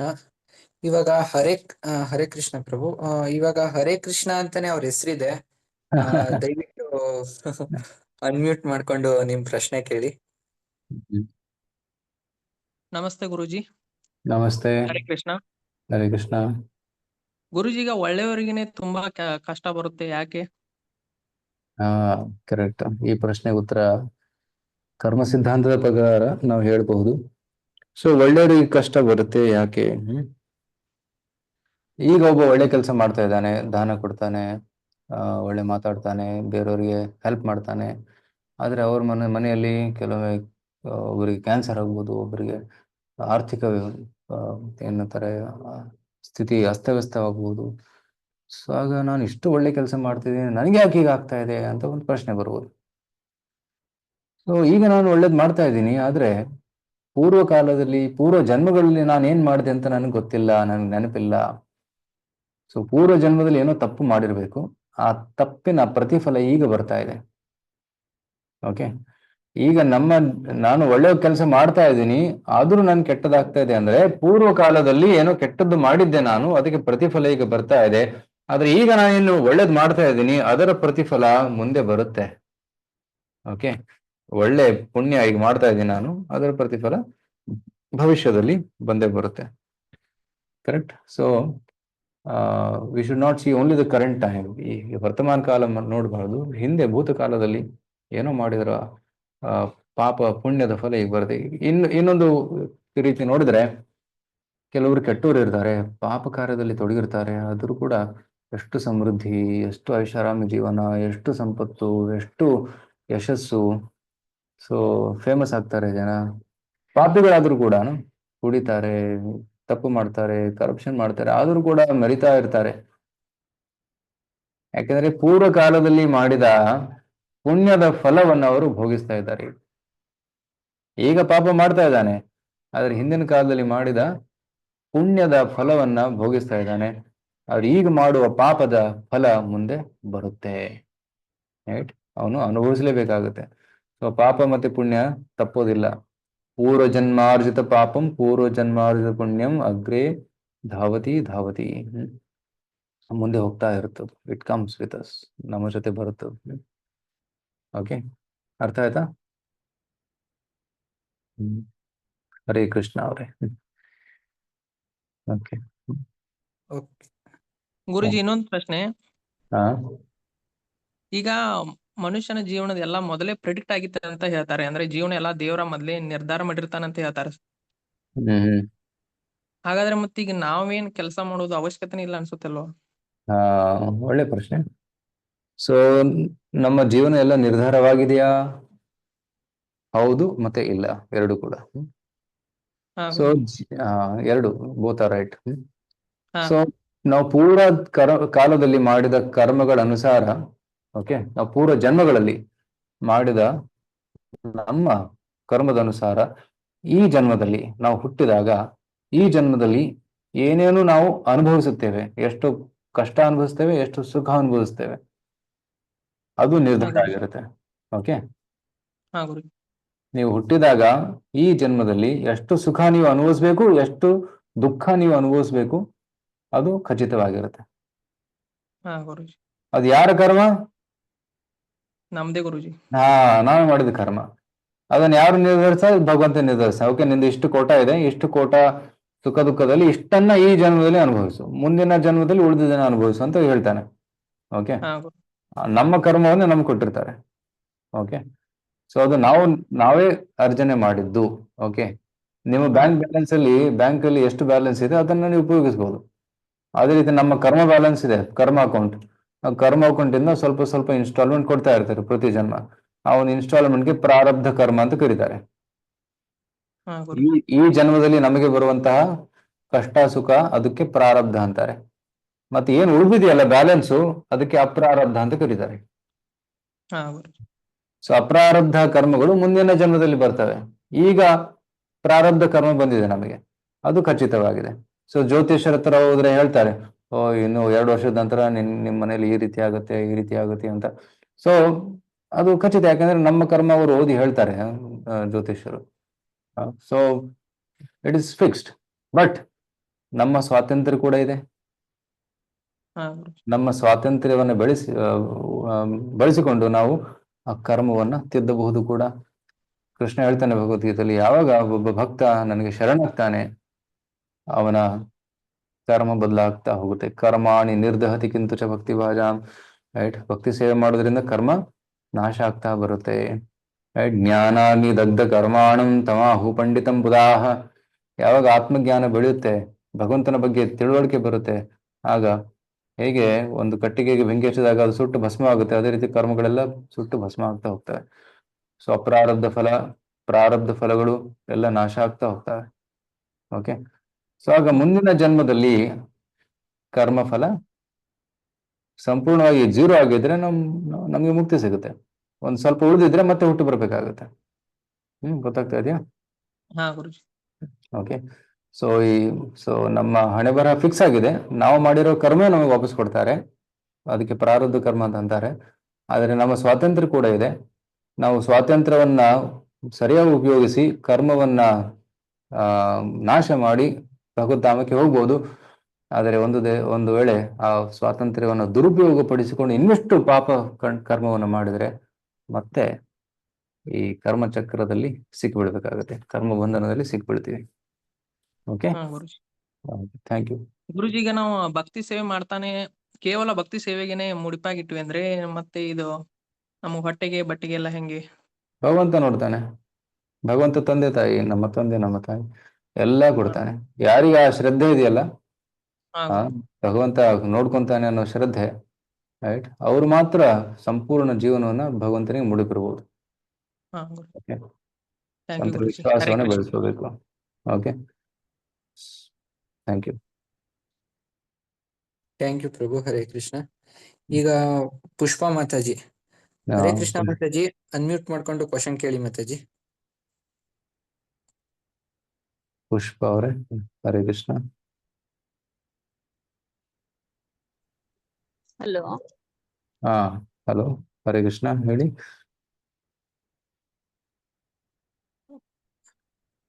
ಮಾತಾಜಿ ಮತ್ತೆ ಮ್ಯೂಟ್ ಆದ್ರ ಅನ್ಮ್ಯೂಟ್ ಮಾಡ್ಕೊಂಡು ಕ್ವಶನ್ ಕೇಳಿ ಮಾತಾಜಿ. ಹಲೋ. ಹಾ, ಹೇಳಿ, ಕೇಳಿಸ್ತಾ ಇದೆ. ಪ್ರಭು, ಹರೇ ಕೃಷ್ಣ ಪ್ರಭು. ಹರೇ ಕೃಷ್ಣ, ಹೇಳಿ. ನನ್ ಕ್ವಶನ್ ಏನಂದ್ರೆ ಪ್ರಭು, ಈಗ ಜೀವನದಲ್ಲಿ ಈಗ ಭಗವದ್ಗೀತೆ ಮುಂಚೆ ನಮ್ಗೆ ಗೊತ್ತಿಲ್ದೇನೆ ನಾವು ಒಬ್ರನ್ನ ಇಷ್ಟಪಟ್ಟಿ ಪ್ರೀತಿ ಮಾಡಿರ್ತೀವಿ ಪ್ರಭು. ಅವ್ರು ಬಂದು ಬೇರೆ ಕ್ಯಾಸ್ಟ್ ಆಗಿರ್ತಾರೆ. ಆಗ ಈ ಜೀವನದಲ್ಲಿ ಹೇಗಾಗುತ್ತೆ ಅಂದ್ರೆ, ಮದ್ವೆ ಏಜ್ ಬರ್ತಾ ಬರ್ತಾ ಈ ಕಡೆ ಕ್ಯಾಸ್ಟ್ ಅಂತ ಮನೇಲಿ ಒಪ್ಪಲ್ಲ. ಸೊ ಅದರಿಂದ ಅವ್ರನ್ನ ಬಿಡೋ ಪರಿಸ್ಥಿತಿ ಬರುತ್ತೆ. ಈಗ ಕ್ಯಾಸ್ಟ್ ಅಂತ ಬಿಟ್ಟಾಗ ಅವ್ರಿಗೆ ಮನ್ಸಿಗೆ ನೋವು ಮಾಡಿ ಮೋಸ ಮಾಡ್ದಾಗ ಆಗತ್ತೆ. ಈಗ ಓಕೆ, ಅಪ್ಪ ಅಮ್ಮನ್ ಮಾತು ಕೇಳೋಣ ಅಂತ ಆದಾಗ ಅಪ್ಪ ಅಮ್ಮನ ವಿರುದ್ಧ ಕೂಡ ಹೋಗಕ್ಕಾಗಲ್ಲ. ಸೊ ಯಾವ್ದು ಬೆಟರು, ಯಾರಿಗ್ ಮೋಸ ಮಾಡ್ಬೇಕು, ಏನು ಒಂದು ತೋರಿಸ್ತಿಲ್ಲ ಪ್ರಭು. ಅದು ಹೇಗೆ ಡಿಸಿಷನ್ ತಗೋಬೇಕು? ಇವೆಲ್ಲ ವೈಯಕ್ತಿಕವಾದ ಪ್ರಶ್ನೆಗಳು. ಆಕ್ಚುಲಿ ಇವತ್ತಿನ ವಿಷಯಕ್ಕೆ ಸಂಬಂಧವಿಲ್ಲ ಈ ಪ್ರಶ್ನೆಗಳಿಗೆ. ಸೊ ಇವೆಲ್ಲ ವೈಯಕ್ತಿಕವಾದದ್ದು. ಯಾಕಂದ್ರೆ ಈ ಸಿಚುವೇಶನ್ ಅರಿತುಕೊಂಡು ಒಂದು ಡಿಸಿಷನ್ ತಗೋಬೇಕಾಗತ್ತೆ ಇಂಥ ಸಿಚುವೇಶನ್ ಅಲ್ಲಿ. ಓಕೆ, ಸೊ ಪಬ್ಲಿಕ್ ಫೋರಮ್ ಅಲ್ಲಿ ಈ ರೀತಿ ಉತ್ತರ ಕೊಡೋದು ಸರಿ ಆಗೋದಿಲ್ಲ. ಬಟ್ ಪ್ರಿನ್ಸಿಪಲ್ ಏನಂದ್ರೆ, ನಾವು ಸಿದ್ಧಾಂತವನ್ನು ನೋಡಿದರೆ ಆಕ್ಚುಲಿ ಫಸ್ಟ್ ಆಫ್ ಆಲ್ ಈ ರೀತಿ ಸಂಬಂಧದಲ್ಲಿ ಬೀಳ್ಬಾರ್ದು ಜನರು. ರೈಟ್. ಸೊ ಸುಮ್ಮನೆ ಸ್ಟೂಡೆಂಟು ಫ್ರೆಂಡು ಅಂತ ಅನ್ನೋ ಸಂಬಂಧವನ್ನು ಬೆಳೆಸ್ಕೊಂಡ್ಬಿಡ್ತಾರೆ. ತಂದೆ ತಾಯಿಗೂ ಹೇಳೋದಿಲ್ಲ, ಅವರು ಅಪ್ಪಣೆ ತಗೊಳ್ಳೋದಿಲ್ಲ. ಸೊ ದೆನ್ ಅವ್ರ ಮನಸ್ಸಿಗೆ ನೋವು ಮಾಡೋಕ್ಕಾಗಲ್ಲ, ಈ ಕಡೆ ಬೇರೆಯವ್ರಿಗೆ ಇಷ್ಟಪಡೋಕ್ಕೂ ಆಗಲ್ಲ, ಇಷ್ಟಪಟ್ಟವ್ರನ್ನ ಬಿಡೋಕ್ಕೂ ಆಗಲ್ಲ. ಇದು ತುಂಬ very complex situation. Right. So ಈ ಒಂದು ಸ್ತ್ರೀ ಪುರುಷರ ಒಂದು ಅಟ್ರಾಕ್ಷನ್ ಏನಿದೆ, ಅದೇ ಮೂಲ ಕಾರಣ ಈ ಬಂಧನಕ್ಕೆ. ಸೊ ಕೃಷ್ಣ ಹೇಳ್ತಾನೆ ಭಗವದ್ಗೀತೆಯಲ್ಲಿ, ನಿರ್ಮಾಣ ಮೋಹ ಜಿತಸಂಗ ದೋಷ ಅಧ್ಯಾತ್ಮ ನಿತ್ಯ ವಿನಿವೃತ್ತ ಕಾಮ. ಭಗವದ್ಧಾಮಕ್ಕೆ ಹೋಗ್ಬೇಕಂದ್ರೆ ನಾವು ಈ ಸ್ತ್ರೀ ಪುರುಷರ ಆಕರ್ಷಣೆಯಿಂದ ಮೇಲೆ ಇರಬೇಕು. ರೈಟ್. ಎಲ್ಲಿವರೆಗೂ ಈ ಆಕರ್ಷಣೆ ಇರುತ್ತೆ ಮನಸ್ಸಲ್ಲಿ, ಅಲ್ಲಿವರೆಗೂ ನಾವು ಭಗವಂತನ ಪ್ರೀತಿ ಬೆಳೆಸ್ಕೊಳಕ್ ಸಾಧ್ಯವಿಲ್ಲ. We should rise about this attraction, it's ಕಾಮ. ಈ ಕಾಮ ವಾಸನೆಯಿಂದ ಮುಕ್ತರಾಗಬೇಕು. ರೈಟ್. ಹುಡುಗ ಹುಡುಗಿ ಪರಸ್ಪರ ಪ್ರೀತಿ ಮಾಡುವಾಗ, ನಾನ್ ನಿನ್ಗೋಸ್ಕರ ಪ್ರಾಣವನ್ನು ಕೊಡ್ತೀನಿ ಅಂತಾರೆ. ಪ್ರಾಣ ಕೊಡದೇನೆ ಅವಳನ್ನೇ ಬಿಟ್ಬಿಡ್ತಾನೆ ಅವನು. ರೈಟ್. ಸೊ ಬಟ್ ನಾವು ಭಗವಂತನೆಲ್ಲ ಅಷ್ಟು ಪ್ರೀತಿ ಮಾಡಬೇಕು, ಭಗವಂತನಿಗೋಸ್ಕರ ನಾವು ಜೀವನ ಕೊಡೋದಕ್ಕೂ ರೆಡಿ ಇರಬೇಕು, ಭಗವಂತನ ಸೇವೆಗೋಸ್ಕರ. ರೈಟ್. ಅವರೇ ಸಂತ ಪುರುಷರು. ಯಾರು ದೇವ್ರಿಗೋಸ್ಕರ ಎಲ್ಲವನ್ನ ತ್ಯಾಗ ಮಾಡಿದ್ದಾರೆ ಅವರೇ ಸನ್ಯಾಸಿ. ಸನ್ಯಾಸಿ ಅಂದ್ರೆ ಯಾರು? ದೇವ್ರಿಗೋಸ್ಕರ ಎಲ್ಲವನ್ನ ತ್ಯಾಗ ಮಾಡಿದ್ದಾನೆ. ಸತ್ ನ್ಯಾಸ, ಎಲ್ಲವನ್ನ ತ್ಯಾಗ ಮಾಡಿದ್ದಾನೆ, ಅವನೇ ಸನ್ಯಾಸಿ. ಸೊ ಭಗವಂತನನ್ನು ಯಾರು ಪ್ರೀತಿ ಮಾಡ್ತಾರಲ್ಲ ಅವರೇ ಸನ್ಯಾಸ ಸ್ವೀಕರಿಸ್ತಾರೆ. ಸೊ ಅಂತಹ ಪ್ರೀತಿಯನ್ನ ನಾವು ಭಗವಂತನಿಗೋಸ್ಕರ ಬೆಳೆಸ್ಕೋಬೇಕು. ಹೇಗೆ ಹುಡುಗ ಹುಡುಗಿನ ಪ್ರೀತಿ ಮಾಡ್ತಾನೆ, ಹುಡುಗಿ ಹುಡುಗನ ಪ್ರೀತಿ ಮಾಡ್ತಾನೆ, ಅಷ್ಟೇ ಪ್ರಮಾಣದ ಪ್ರೀತಿ ನಾವು ಭಗವಂತನಿಗೋಸ್ಕರ ಬೆಳೆಸಬೇಕು, ಕೃಷ್ಣನಿಗೆ ಅಷ್ಟು ಪ್ರೀತಿ ಮಾಡಬೇಕು. ಆಗ ಅದು ನಿಜವಾದ ಪ್ರೀತಿ. ಎಲ್ಲಿವರೆಗೂ ಸ್ತ್ರೀ ಪುರುಷರ ಮಧ್ಯೆ ಸಂಬಂಧ, ಭೌತಿಕ ಆಕರ್ಷಣೆ ಇರುತ್ತೆ, ಅಲ್ಲಿವರೆಗೂ ನಾವು ಭಗವಂತನನ್ನು ಪಡೆಯಲು ಸಾಧ್ಯವಿಲ್ಲ. ಗೃಹಸ್ಥರಿಗೂ ಕೂಡ ಇದು ಅನ್ವಯಿಸುತ್ತೆ. ಗೃಹಸ್ಥಾಶ್ರಮದಲ್ಲಿರೋರು ಕೂಡ ಈ ಆಕರ್ಷಣೆಯಿಂದ ಮೇಲೆ ಇರಬೇಕು. They should rise above this attraction to the opposite sex. Right. ನಾವಿಬ್ರು ಜೀವಾತ್ಮರು, ಭಗವಂತ ನಮ್ಮನ್ನು ಒಟ್ಟಿಗೆ ತಂದಿದ್ದಾನೆ, ನಾವು ಒಟ್ಟಿಗೆ ಇದ್ಕೊಂಡು ನಾವು ಭಗವಂತನ ಸೇವೆ ಮಾಡೋಣ. ರೈಟ್. ಸೊ ಮಕ್ಕಳನ್ನ ಪಡೆಯುವುದು ನಮ್ಮ ಧರ್ಮ, ಅದಕ್ಕೋಸ್ಕರ ಮಕ್ಕಳನ್ನು ಪಡೆಯೋಣ. ಇಂದ್ರ ತೃಪ್ತಿಗೋಸ್ಕರ ಅಲ್ಲ. People want to marry because of ಎಂಜಾಯ್ಮೆಂಟ್ಗೋಸ್ಕರ ಮದುವೆ ಮಾಡ್ಕೋದಂತಾರ ಅಲ್ಲ. ಅದು ನಿಜವಾದ ಅಂದ್ರೆ ಅದು ಸರಿಯಾದ ಮನಸ್ಥಿತಿ ಅಲ್ಲ. ಸೊ ನಿಜವಾದ ಮನಸ್ಥಿತಿ ಏನಿರಬೇಕು, ನಾವು ಮದುವೆ ಆಗ್ತಾ ಇದೀವಿ, ಒಟ್ಟಿಗೆ ಇರ್ತೀವಿ, ಯಾವುದಕ್ಕೋಸ್ಕರ? ಆಧ್ಯಾತ್ಮಿಕ ಪ್ರಗತಿ ಮಾಡೋದಕ್ಕೋಸ್ಕರ. That should be the purpose of marriage. ಅದು ವಿವಾಹದ ನಿಜವಾದ ಉದ್ದೇಶ. ಬಟ್ ಈಗ ಏನಾಗ್ತಾ ಇದೆ, ವಿವಾಹದ ಡೆಫಿನಿಷನ್ ಬದಲಾಗಿದೆ. ಅವಳು ಸುಂದರವಾಗಿದ್ದಾಳೆ, ಇವನು ಒಳ್ಳೆ ದುಡ್ಡು ಗಳಿಸ್ತಾನೆ, ಓಕೆ ಒಳ್ಳೆ ಮ್ಯಾಚ್, ಮದುವೆ ಮಾಡೋಣ. ರೈಟ್. ಈಗ ಮ್ಯಾರೇಜ್ ನೋಡಕ್ ಹೋದ್ರೆ ಆ ಹುಡುಗ ಎಷ್ಟು ಎಷ್ಟು ಗಳಿಸ್ತಾನೆ, ಹುಡುಗಿ ಎಷ್ಟು ಗಳಿಸ್ತಾಳೆ, ಇಬ್ರು ಸೇರಿದ್ರೆ ಎಷ್ಟಾಗುತ್ತೆ, ಆ ಮತ್ತೆ ಅವ್ರ ಹತ್ರ ಎಷ್ಟು ಸಂಪತ್ತಿದೆ, ಇವ್ರ ಹತ್ರ ಎಷ್ಟು ಸಂಪತ್ತಿದೆ, ದುಡ್ಡನ್ನೇ ನೋಡ್ತಾರೆ, ಎಜುಕೇಶನ್ ನೋಡ್ತಾರೆ, ಆದ್ರೆ ಚರಿತ್ರವನ್ನ ನೋಡೋದೇ ಇಲ್ಲ. ಆಕ್ಚುಲಿ ಮದುವೆಯಲ್ಲಿ ಫಸ್ಟ್ ಚರಿತ್ರ ನೋಡ್ಬೇಕು, ಚರಿತ್ರ ನೋಡಿ ನಂತರ ಬೇರೆ ಫ್ಯಾಕ್ಟರ್ಸ್ ನೋಡ್ಬೇಕು. ಬಟ್ ಚರಿತ್ರವನ್ನ ಲಾಸ್ಟಿಗೆ ನೋಡ್ತಾರೆ ಜನ. So first one should see character and then one should see other factors. So that is ಅದು ಸರಿಯಾದ ರೀತಿಯಲ್ಲಿ ವಿವಾಹ ಮಾಡುವ ಒಂದು ಪ್ರಕ್ರಿಯೆ. ಓಕೆ, ಬೇರೆ ಪ್ರಶ್ನೆ? ಹಾಗೆ ಪ್ರಭು, ನಂದು ಇನ್ನೊಂದು ಡೌಟ್ ಏನಿದೆ ಅಂದ್ರೆ, ನನ್ನ ಡಿಸಿಷನ್ ಏನಿದೆ ಅಂದ್ರೆ, ನಾನು ಕೂಡ ಭಾಗವತ ಎಲ್ಲ ಓದಿ 4 months ಆಯ್ತು ಅಂಡ್ ಭಾಗವತ ಭಗವದ್ಗೀತೆ ಎಲ್ಲ ಓದ್ತಾ ಇದೀನಿ. ಸೊ ನನ್ನ ಮೈಂಡ್ ಸೆಟ್ ಹೇಗಾಗಿದೆ ಅಂದ್ರೆ, ಈ ಕಡೆ ಮದ್ವೆನೂ ಬಿಟ್ಟು ಕೂಡ ನಾವು ಇರ್ಬೋದಲ್ಲ, ದೇವ್ರ ಸೇವೆ ಮಾಡ್ಕೊಂಡು ಡಿವೋಟೀಸ್ ಆಗಿ ಆ ತರನು ಸೇವೆ ಮಾಡ್ಕೊಂಡು ಇರ್ಬೋದು ಅಂತ ಒಂದು ಮೈಂಡ್ ಸೆಟ್ ಬಂದಿದೆ ಪ್ರಭು. ಯಾ, ಅದು ಒಳ್ಳೇದು. ಅಂದ್ರೆ ಭಗವಂತನ ಭಕ್ತಿ ಸೇವೆ ಮಾಡೋದು ಒಳ್ಳೇದು.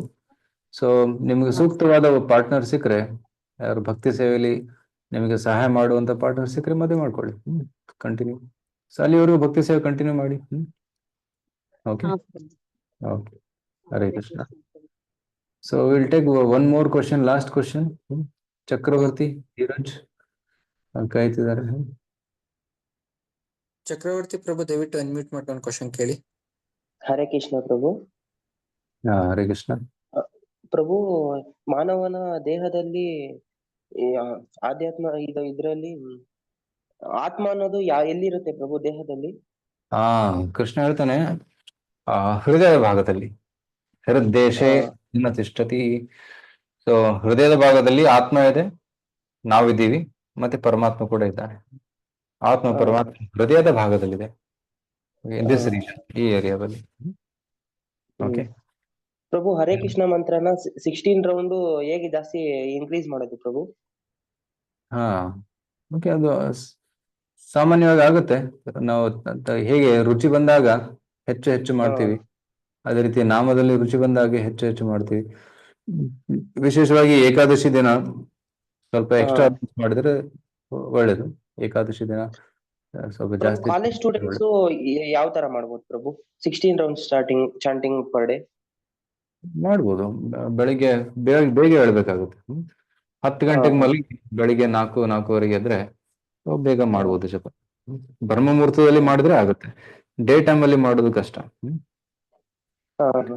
ಓಕೆ, 4:15 7 ಗಂಟೆ ಈ ಟೈಮ್ ಅಲ್ಲಿ ತಾವು ಜಪ ಮಾಡಿದ್ರೆ ಸಾಧ್ಯ, ಇಲ್ಲಾಂದ್ರೆ ಸಾಧ್ಯವಿಲ್ಲ, ಡಿಫಿಕಲ್ಟ್. ಓಕೆ, ಸೊ ನಾವು ಈಗ ಯುವಕರ ಕೇಂದ್ರದ ಇದೆ, ಪರಾಮದಲ್ಲಿ ಕೀರ್ತನೆ ಮಾಡ್ತಾ ಇದ್ದಾರೆ, ಯುವಕರು ಇಲ್ಲಿ ಇರ್ತಾರೆ. ಸೊ ಬೆಳಿಗ್ಗೆ ರಾತ್ರಿ ಮಲಗ್ತಾರೆ, ಈಗ 10 ಗಂಟೆ ಮಲಗ್ಬಿಡ್ತಾರೆ ಯುವಕರ ಕೇಂದ್ರದಲ್ಲಿ. ಸೊ ಬೆಳಿಗ್ಗೆ 4 ಗಂಟೆಗೆ ಹೇಳ್ತಾರೆ, 4:15 ರೆಡಿ ಆಗ್ತಾರೆ, ಜಪ ಮಾಡ್ತಾರೆ, ಪೂಜೆ ಮಾಡ್ತಾರೆ, ಭಗವದ್ಗೀತೆ ಓದ್ತಾರೆ, ಕಾಲೇಜ್ ಹೋಗ್ತಾರೆ.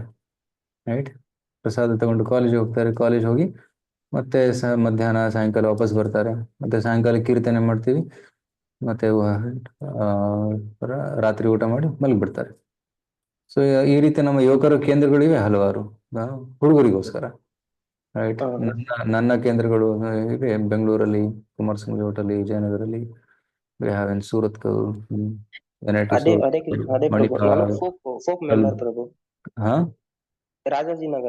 ರಾಜಾಜಿನಗರ್ ಇಸ್ಕಾನ್ ಅಲ್ಲಿ. Okay, good. ಸೆಷನ್ಸ್ ಎಲ್ಲ ಕೇಳ್ತಾ ಇರ್ತೀನಿ ಪ್ರಭು, ಅಲ್ಲೇ ಹೋಗಿ ಪ್ರತಿ ಸಂಡೇ ಎಲ್ಲ ಮಿಸ್ ಮಾಡ್ತೀನಿ. Very good, very good. ನಾನಿರೋದು ಕುಮಾರಸ್ವಾಮಿ ಲೇಔಟ್. ನಾನು 2 ವಾರ ಅಲ್ಲಿ ಇರ್ತೀನಿ. 2 ವಾರ ನಾನು ಕರ್ನಾಟಕದ ವಿವಿಧ ನಗರಗಳಲ್ಲಿ ಪ್ರಚಾರ ಮಾಡ್ತೇನೆ. Okay, thank you. Hare Krishna, ಎಲ್ಲರಿಗೂ ತುಂಬ ಧನ್ಯವಾದ. ಸೊ ಮತ್ತೆ ನಾಳೆ ಭೇಟಿಯಾಗೋಣ, 4ನೇ session. Okay Sunil? Yes prabhuji, yes. Hare Krishna prabhu, ಧನ್ಯವಾದಗಳು ಪ್ರಭು. ಎಲ್ಲರಿಗೂ ಹರೇ ಕೃಷ್ಣ. ಈ ದಿನದ ಕಾರ್ಯಕ್ರಮಕ್ಕೆ ಭಾಗವಹಿಸಿದ ಎಲ್ಲರಿಗೂ ಧನ್ಯವಾದಗಳು. ಈಗ ಎಲ್ರಿಗೂ ಅನ್ಮ್ಯೂಟ್ ಮಾಡೋ ಆಪ್ಷನ್ಸ್ ಕೊಡಲಾಗುತ್ತದೆ. ಎಲ್ಲರೂ ಒಂದು ಬಾರಿ ಹರೇ ಕೃಷ್ಣ ಅಂತ ಹೇಳ್ತಾ ಸೆಷನ್ ನ ಲೀವ್ ಆಗೋಣ. ಹರೇ ಕೃಷ್ಣ ಹರೇ ಹರೇ ಕೃಷ್ಣ ಕೃಷ್ಣ Krishna ಕೃಷ್ಣ Krishna ಹರೇ Hare ರಾಮ Hare ರಾಮ ಹರೇ Hare ಹರೇ Ram Hare Ram Ram Rama Hare Hare Hare Krishna Hare Krishna Hare Krishna Krishna Krishna Hare Hare ಹರೇ Hare ಕೃಷ್ಣ Ram